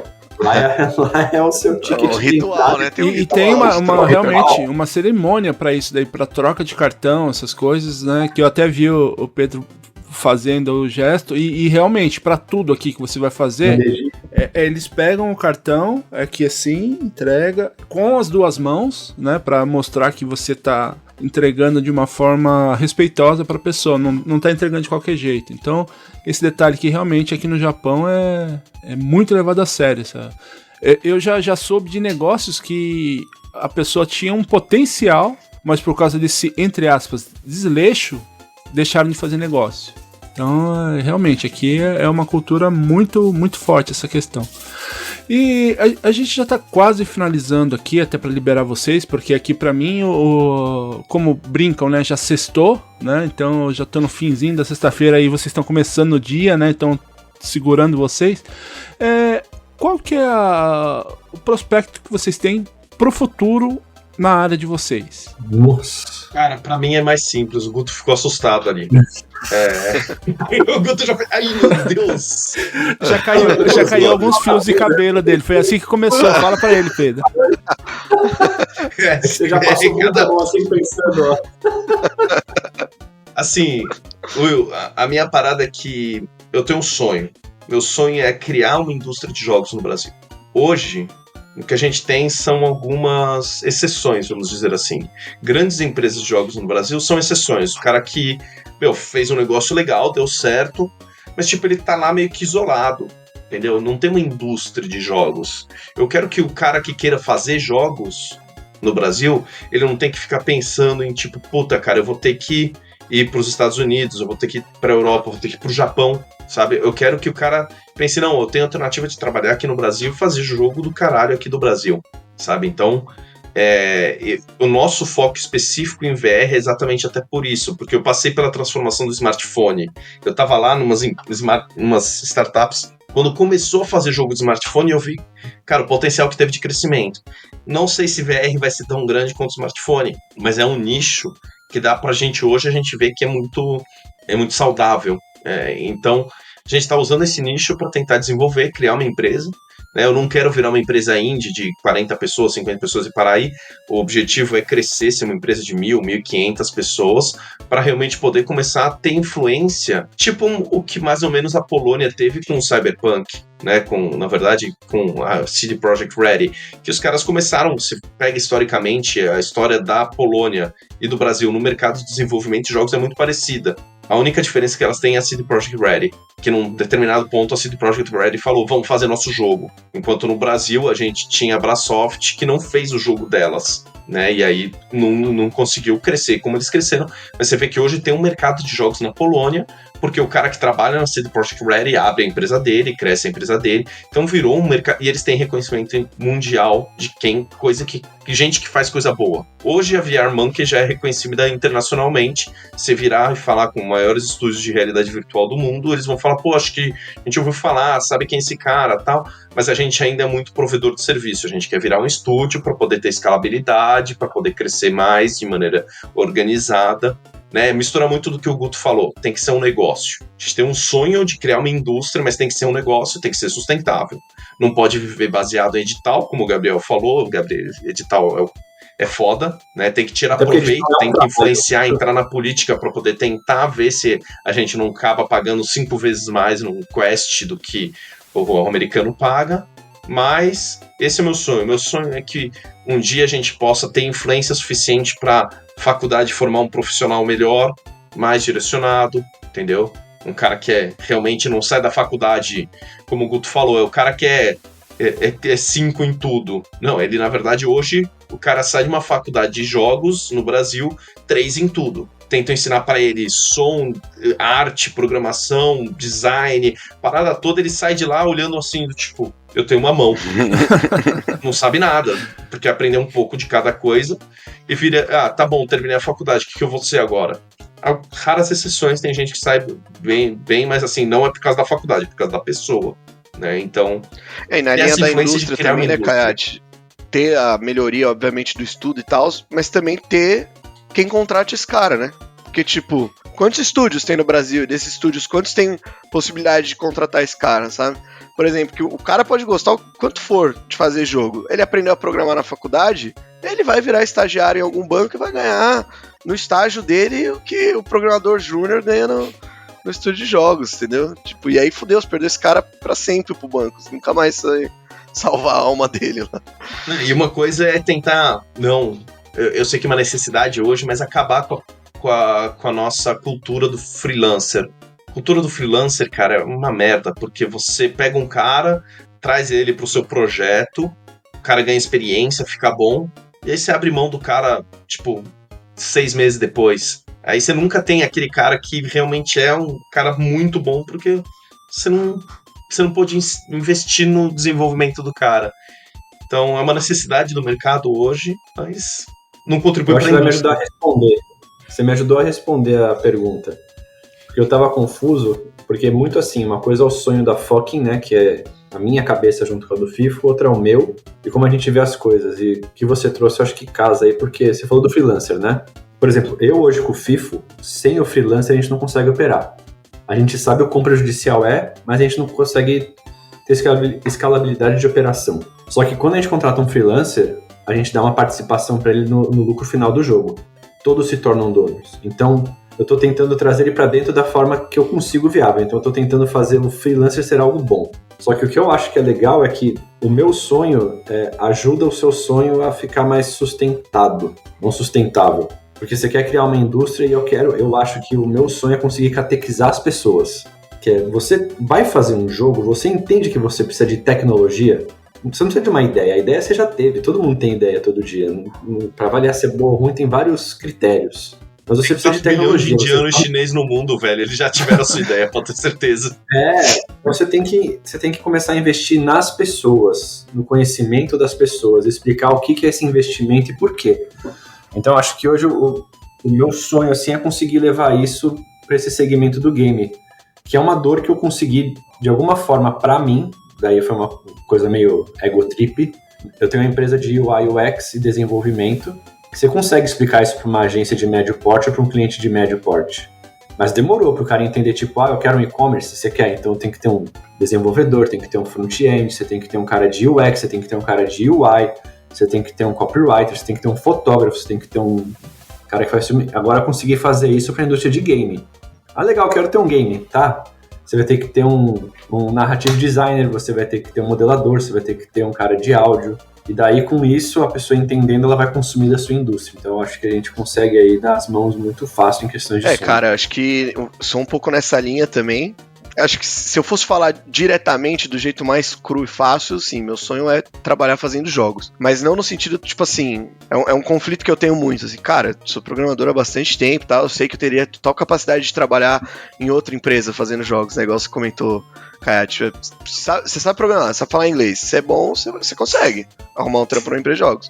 Mas eu não quero programar a porta do God of War, entendeu? Tipo assim, eu quero fazer a minha ideia sair do papel, tá ligado? Tipo, que pra mim programar a porta do God of War não é tão diferente de programar o login do app do banco, entendeu? Tipo, fim do dia, cara, é uma fração pequena. E o que eu acho mais louco do jogo é que ele é um trampo criativo no fim do dia. E, cara, é uma sensação indescritível, um negócio que saiu da tua cabeça, ser jogado por outra pessoa, e aquela pessoa curtir, e tipo, sabe, continuar. Então, cara, é isso. Tô no VR porque, puta, eu sou um puto entusiasta, adoro, acho uma tecnologia muito louca. Vou continuar fazendo porque acredito nela, igual você falou. Não sei até onde vai essa onda, não sei se um dia vai ser tão grande quanto... Se é onda, mas assim, o que eu sei é que, cara... Agora tá legal, eu tô aqui, eu tô fazendo, entendeu? Tipo, eu não quero daqui 10 anos ser aquele cara que fala, pô, VR tá dando certo, né? Deixa eu chegar aí agora. Eu tenho costume de falar, cara, quem não acredita em VR é porque não testou, cara. Ou testou a coisa errada. Porque hoje em dia, cara, ou você jogou Cyber... Alguém usou o Quest Cyber... 3? Ninguém usou o Quest 3 de vocês? O 3 ainda não. Ou o Pico 4 também? Pico 4 também é legal. Pico 4 tem. Esquece aquela parada de ser pesadão, de ser book, de ser incômodo, de ter cabo. Cara, é tudo ali na tua mão, cara. Sem fio, leve, confortável, você pá, e vai. Então, tipo, quebrou essa barreira, esses problemas. Eu que usava muito o Quest 2, cara, quando chegou o Pico 4 aqui, eu falei assim, cara, não é possível que é tão mais leve, porque é muito leve, muito. E o Quest, assim, o Quest 2, sejamos honestos, né, pra ele ficar minimamente confortável, você tem que botar aqueles bobo VR, aquelas paradas. A hora que você vê, porra, parece um capacete de moto, aquele negócio, um monte de coisa ali, mó pesado. Você vai jogar um jogo, sei lá, de boxe e tal, pô, você sai com dor de cabeça, parece que você tá tomando soco na vida real, né? E aí, pô, Pico 4, você coloca ali o negócio. E, cara, o dia que eu recebi o Pico 4, eu falei, cara, esse pass-through aqui eu vou precisar testar. No mesmo dia já fiz uma buildzinha do jogo lá usando o Color Pass-through, que eu falei, pô, isso aqui é muito louco, cara. Você, tipo assim, foi a primeira vez, acho que eu comecei a acreditar em realidade aumentada, que até então aquele negócio de ficar apontando o celular pra imagem e acontecer o negócio, eu falei assim, nada. Desculpa, eu não vejo graça nisso, mas quando eu usei o Pico 4, eu falei, pô... O Quest 3 é pelo menos 2 a 3 vezes melhor em pass-through do que o Pico 4. Então eu ouvi dizer. Olha, e me falaram que ele... sonho do Gabriel. Outro sonho do Gabriel, falando em sonho. É um sonho mais de curto prazo. Mas é longe do visual do Apple Vision. Ainda falaram que ele não é tão bom quanto o Apple Vision, que eu ainda não tive a chance de experimentar. Esse daí ainda me falta. O Pro, você chegou a testar? O Quest Pro? Sim.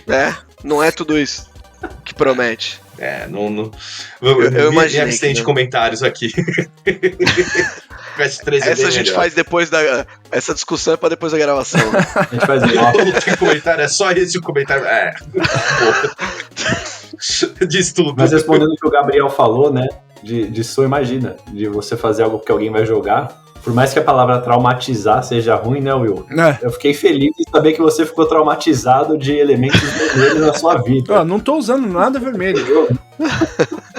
Aqui, ó, já me dá coceira se eu fizer isso aqui no fundo, no meu cenário. Se eu fizer isso aqui, já me dá coceira, ó. Olhar aqui, que já tá a luz vermelha ali, ó, já me dá coceira, já muda o lugar. Já dá coceira, já. Você fica meio sem sono. Eu tenho o costume de falar que é o seguinte, o futuro tá ficando muito louco, né? Porque a automatização, inteligência artificial, pá. A minha visão é que a gente, assim, eu tô falando coisa de 20, 30 anos, um negócio que, assim, a gente vai estar quase velhinho, mas você vê, por exemplo, automatização de dirigir carro, obviamente isso vai ir para caminhão, isso vai dar um problema na nossa sociedade em geral, bem cabuloso, mas assim, existem muitas e muitas profissões que são facilmente mecânicas, que um computador faz no lugar sem dor de cabeça. E aí o que eu acredito que o futuro vai ser que o ser humano vai ter que se especializar mais em profissões que sejam criativas. Eu vou falar, fazer jogo é uma porra criativa de verdade, assim, desde o ponto de como o Gabriel tava falando, fazer porta em realidade virtual é o cão, vocês não têm ideia de como isso é um desafio. Cara, o tanto que você fala isso, o tanto que meu sócio, o Gustavo, sofreu com porta, tipo assim, é brincadeira. Que ele falava, não, eu não quero só atravessar e a porta abrir, eu quero uma porta realista. Aí eu falei, faz aí então. Mano, ele entrou num buraco de minhoca, acho que, tipo assim... É muito. Até muito hoje ele vê alguém abrindo a porta do jogo, ele fala assim, olha que coisa bonita, olha que coisa... Eu que fiz, olha que coisa bela. É nóis. Essa porta aí é minha, porra. E tem essa parada, entendeu? De você conseguir ver o carinho do pulo, do andar, do inclinar, do apertar o botão. Quando o jogador faz... O desenvolvedor sabe, eu fiz. Isso é impagável. É uma puta recompensa que não tem igual. A satisfação que você tem quando você vê uma pessoa usando aquilo que é seu. Eu acho que o mais parecido seria com o cara que, tipo, é um alfaiate, fez aquela roupa pra pessoa.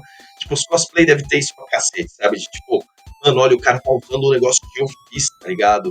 É meu, eu fiz uma medida pro cara e olha como que tá funcionando do jeito que eu queria. Isso é igual cozinhar pra alguém. É bom esse comparativo, a questão da cozinhar também, que você vê quando as pessoas fazem um prato, eles não olham o quanto você comeu, mas sim a forma do que você comeu, né? Então, as suas reações, né? Não comeu 3, 4, 5 pratos, mas a primeira colherada, né? Primeiro e o finalzinho sempre estão observando. Então, eu acho que dá para ser comparativo com essa questão do desenvolver o jogo, né? verdade. É que falando o que o Kayat falou, né, da preocupação dele com inteligência artificial e tudo, eu acho que a gente, por mais da forma como a gente estude, cada um, você vai super focado, né, Kayat, o Gabriel abre um pouquinho mais, eu sou mega espalhado, a gente tá estudando, se informando e querendo aprender. Quando a gente compara isso aí com alimentação, é uma coisa muito louca, porque hoje a inteligência artificial é a comida congelada que você coloca no micro-ondas. O cara nunca vai saber o prazer que é cozinhar pra alguém e ver a pessoa elogiando o seu preparo. E a pessoa nunca vai falar, nossa, a vaca desse bife era incrível. Ele vai falar, que bife gostoso, que vai elogiar o que você preparou. E eu acho que uma outra parte que é assustadora do mercado é que as pessoas falam assim, então agora que já existe comida congelada e já existe micro-ondas, eu vou contratar alguém que sabe apertar botão e olhe lá e eu já vou economizar e fazer acontecer. E o cara tem que ler a embalagem, tem que saber quantos minutos vai colocar no micro-ondas, qual a temperatura, se o produto foi congelado adequadamente. A comida congelada ele consegue fazer cagar. Então acho que assim, pegando a analogia aqui de refeição, eu tenho muito medo aí de as pessoas começarem a queimar comida dentro do micro-ondas, sabe? E depois culpar a indústria alimentícia. Vai ser um negócio Sim, já fizeram, né? Você não viu aquele clone de Last of Us pro Switch? Como você falou antes, me abster de comentários. Vou ficar aqui no meio. Pra gente terminar essa parte de perguntas assim, e se fosse combinado, o gancho não teria sido tão bom quanto esse que vocês deram agora. Qual que é o conselho que vocês podem dar para quem quer se tornar um desenvolvedor de jogos? Não se torne. Brincadeira. Cara, meu conselho é, pelo menos, esteja preparado para subir montanhas. Tipo, não vai ser fácil, você vai ter que se esforçar, vai ter muita repetição, o código não vai compilar, você não tem ideia do porquê não tá compilando, você vai falar, filho da... Eu fiz igualzinho do cara aqui no YouTube, o indiano no YouTube tá me ensinando, eu fiz igualzinho, não dá o mesmo resultado. Mas o mais importante, não desiste, cara. Tipo, quando eu comecei só tinha o PNGL e Glut, cara, eu não desisti e olha o que tem hoje. Se eu cheguei, que é um chego. É só ser teimoso, quer dizer, insistente. Acho que em cima do não desistir, uma parte que acho que, é muito importante é você desapegar do seu ego. Acho que, tipo assim, como toda coisa criativa, quando você faz... tem ego naquilo, sabe? Tipo, a pessoa fala um bagulho, vai te ferir. Mas você tem que aprender que, tipo assim, tem o feedback construtivo, tem o feedback foda-se, tem, tipo assim, todos os feedbacks do mundo, entendeu? E, cara, pra desenvolver jogos, você tem que, às vezes, tipo, relaxar, tipo, entendeu? Igual o Guto falou, você tá lá expondo o jogo, o cara chega comparando seu jogo com Call of Duty, tipo assim, obviamente seu jogo vai ter mais bug que Call of Duty, não importa, você pode estar 20 anos fazendo seu jogo, vai ter. Pode ter certeza que vai. E aí você não vai ficar bolado se o cara falar isso. Tem que, tipo, seguir. Acho que o lance do ego é uma coisa que pode te destruir, eu acho, fazendo jogos. Então é um ponto de atenção que que eu traria, assim. O seu jogo é igual um filho, você tem que colocar pro mundo. E você vai ouvir críticas e elogios. Você tem que saber ouvir bem, absorver e ver o que aquilo vai melhorar no seu produto. E outra, não é porque é jogo que é divertido toda hora. Vai ter muita dor de cabeça, vai ter muito entrave, vai ter hora que aceitar que talvez a sua ideia não seja tão boa, a solução que você tá colocando não vai funcionar. Cara, uma sensação que eu tenho, que eu acho que acho que para software também rola, mas em jogo é nítido. Os primeiros 80% do seu jogo vão ser uma maravilha. Você vai estar fazendo empolgadão, você vai estar escrevendo, desenvolvendo. Porra, maravilha. Nossa, olha que ideia genial que eu tive, os sistemas estão funcionando. Aquele 20% que sobra, cara, puta, dói mais do que os 80 vezes 1 milhão, assim. Tipo, é um bug que você não sabe como resolver, que você vai todo dia olhar pra aquilo e falar, cara, eu não sei nem por onde começar. Não é uma coisa assim, tipo, você pode botar ali no Stack Overflow e vai saber, porque, tipo, é do seu jogo, é o seu problema que tá acontecendo ali. E, Gabriel, eu digo mais ainda, cara. Quando você tem um jogo que a gente faz lá da empresa hoje, 50% do tempo é pra você fazer 90% do jogo. Outros 50% pros outros 10%.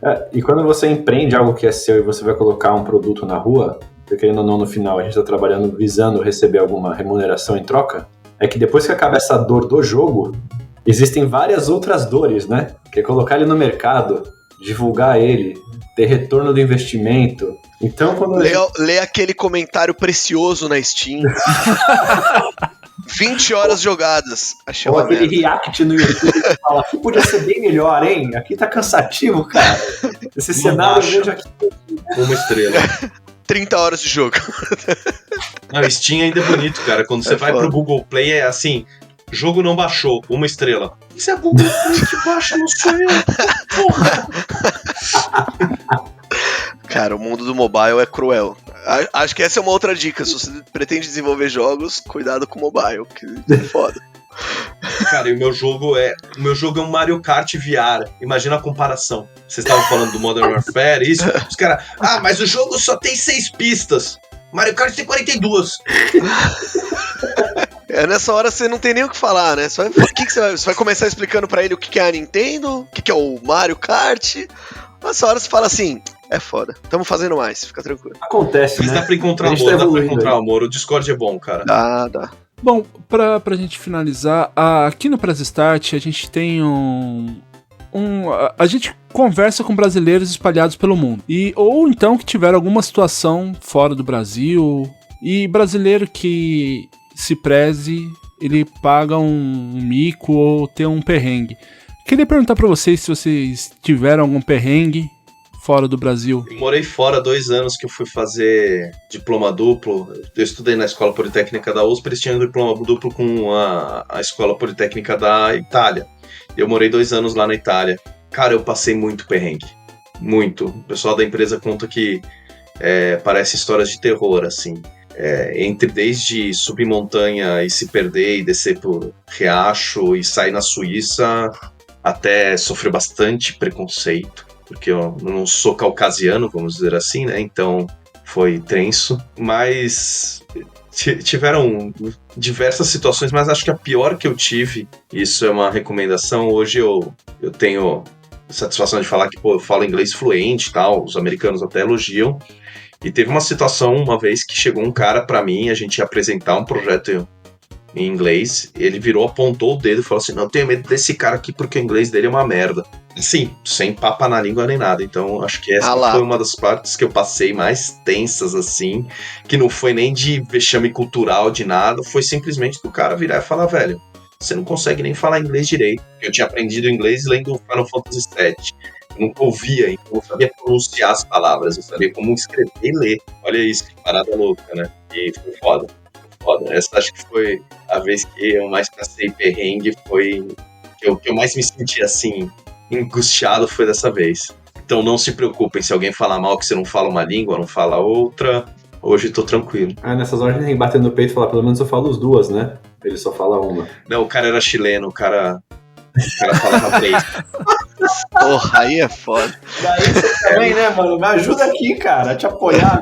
Pô, mas isso é um negócio que, assim, eu acho meio bizarro, o cara dar carteirada numa língua que não é a língua materna dele também, né? De tipo assim, bro, beleza, você também não fala perfeito, você sabe que você não fala perfeito. Não, é total. Cara, eu acho que assim, já tive alguns perrengues assim em viagem, mas nada muito fora do normal. Acho que tudo que faz parte da aventura, né? Aquela coisa de descer no lugar errado. No Japão, então, uma facilidade tremenda, né? Você descer no lugar errado, não consegue ler porra nenhuma, você olha para as coisas, fudeu. Se o Google Maps não estiver funcionando, sei lá, um abraço. Mas acho que aí é mais assim, da aventura de viajar pra fora, cara. Perrengue chique, exatamente. Pedir pela foto, um empanado lindo, vem aquele cheiro maravilhoso de pão que você morde e você fala, não é ruim, mas não é bom. Cara, eu acho que no Japão todos nós devemos ter passado a experiência do assento eletrônico. Quando você aperta o botão... Cara, é uma relação de amor e ódio, né? Porque no começo você fala, isso aqui tá meio esquisito, mano. Mas aí você começa a usar, você fala assim, pô, nunca mais vou conseguir cagar na minha casa. Acabou. Nunca mais vai ter a mesma graça. Eu sacaneei meu diretor de arte, eu já sabia usar e aumentei a potência do negócio pro máximo. Eu falei, usa lá, você vê como é que é.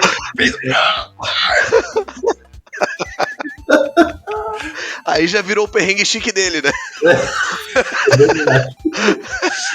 Fora esses perrengues que todo mundo passa de achar que vai comer uma coisa e você morde a outra porque o empanado te engana, se perder em metrô. Assim, eu já morei no Canadá a trabalho, eu acho que a questão de perrengue, que todo mundo tem que... É uma coisa que dá, depois se você tem experiência, ajudar outras pessoas a não cometer o mesmo erro. Você tem certeza que você fala inglês bem para se comunicar? Porque uma coisa é você se comunicar, que as pessoas não entendem isso. Outra coisa é você falar mal. Falar mal e se comunicar, tá beleza. Mas se vai pra fora, se prepare. Outra, entenda a cultura dos lugares. Tipo, a gente aqui no Brasil é muito quente, acolhedor, carinhoso. Vai prestar um serviço pra um alemão. O feedback, cara, é uma porrada na cara. Que a gente chega aqui e fala, não, eu não gostei, mas se você fizer isso, a gente tem tem os dedos. Eles não têm dedos nenhum, né?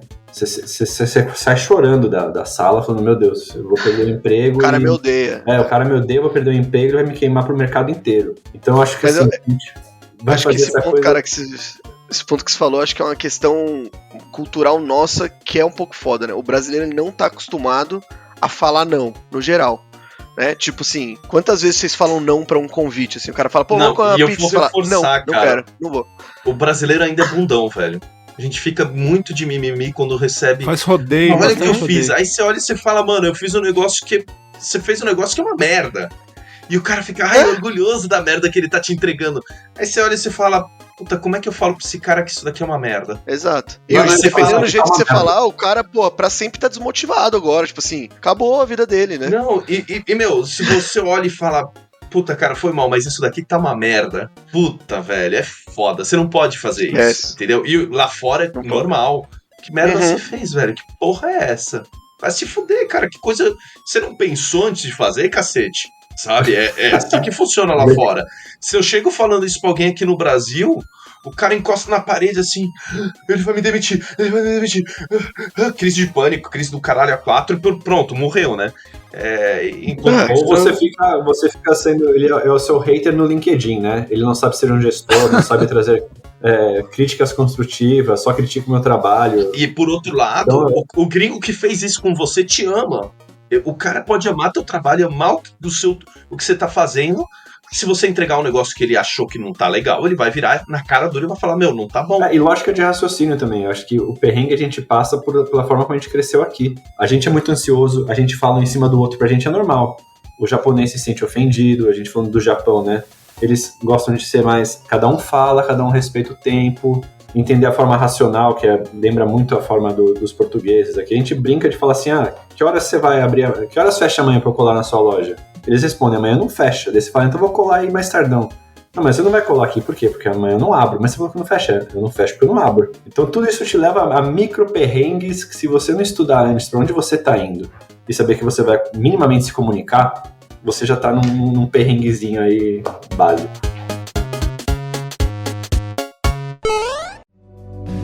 Você está ouvindo Press Starcast, sua revista digital do mundo para o mundo.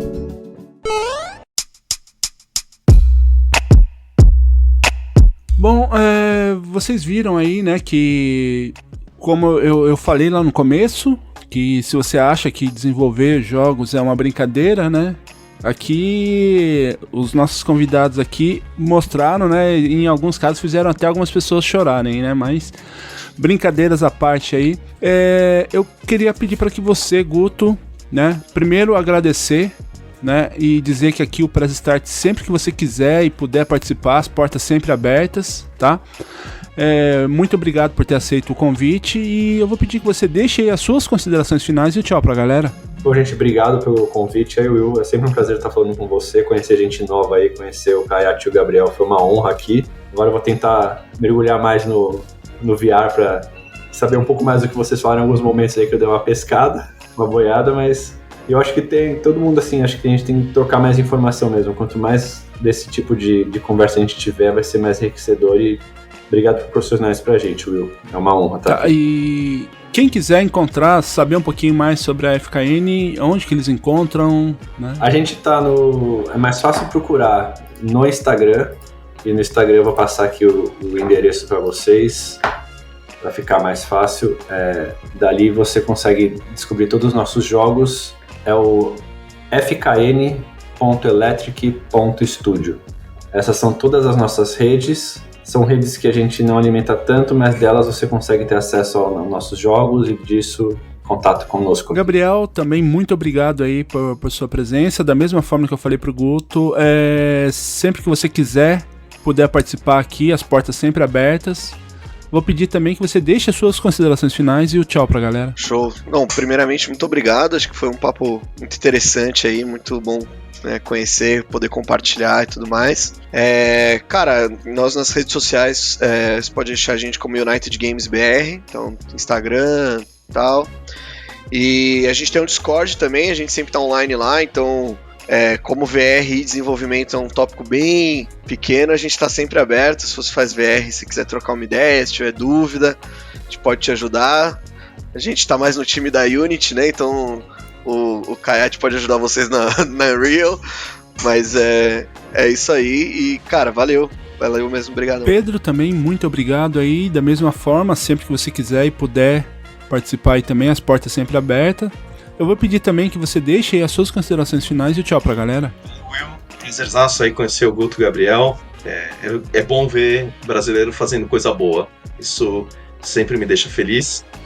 Obrigado pela oportunidade de falar um pouquinho aqui da VR Monkey, ou VR Monkey, pra gente tanto faz, né, tal. Pra encontrar a gente, vrmonkey.com.br.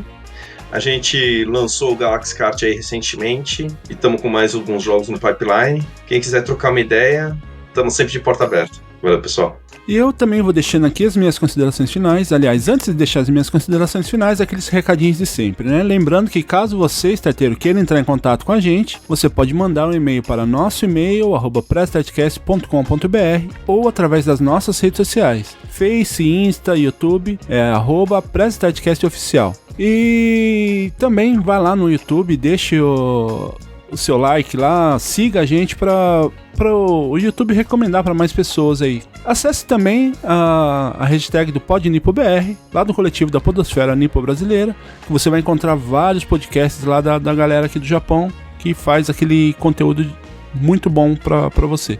E se você estiver precisando de editor, lembre lá de procurar o Rafael Zorzal. E deixando aqui as minhas considerações finais, seja pegajoso no vermelho ou comparado ao Mario Kart, e também seja um deus, né, como o Gabriel, o jogo dele lá, você brinca de deus e diabo também, né, porque você, através de cartas, você decide o destino das pessoas ali. Então faça isso desenvolvendo seus jogos ou deite e chore, né? Muito obrigado pra você que ouviu até aqui. Bom dia, boa tarde, boa noite e tchau. Valeu, gente. Tchau, tchau. さてをプロシモプロガマー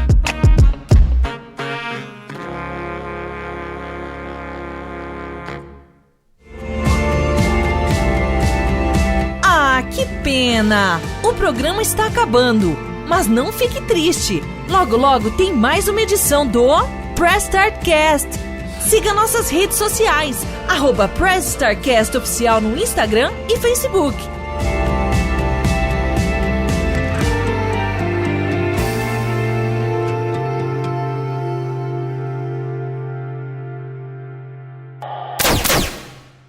Editado por Rafael Zorzal.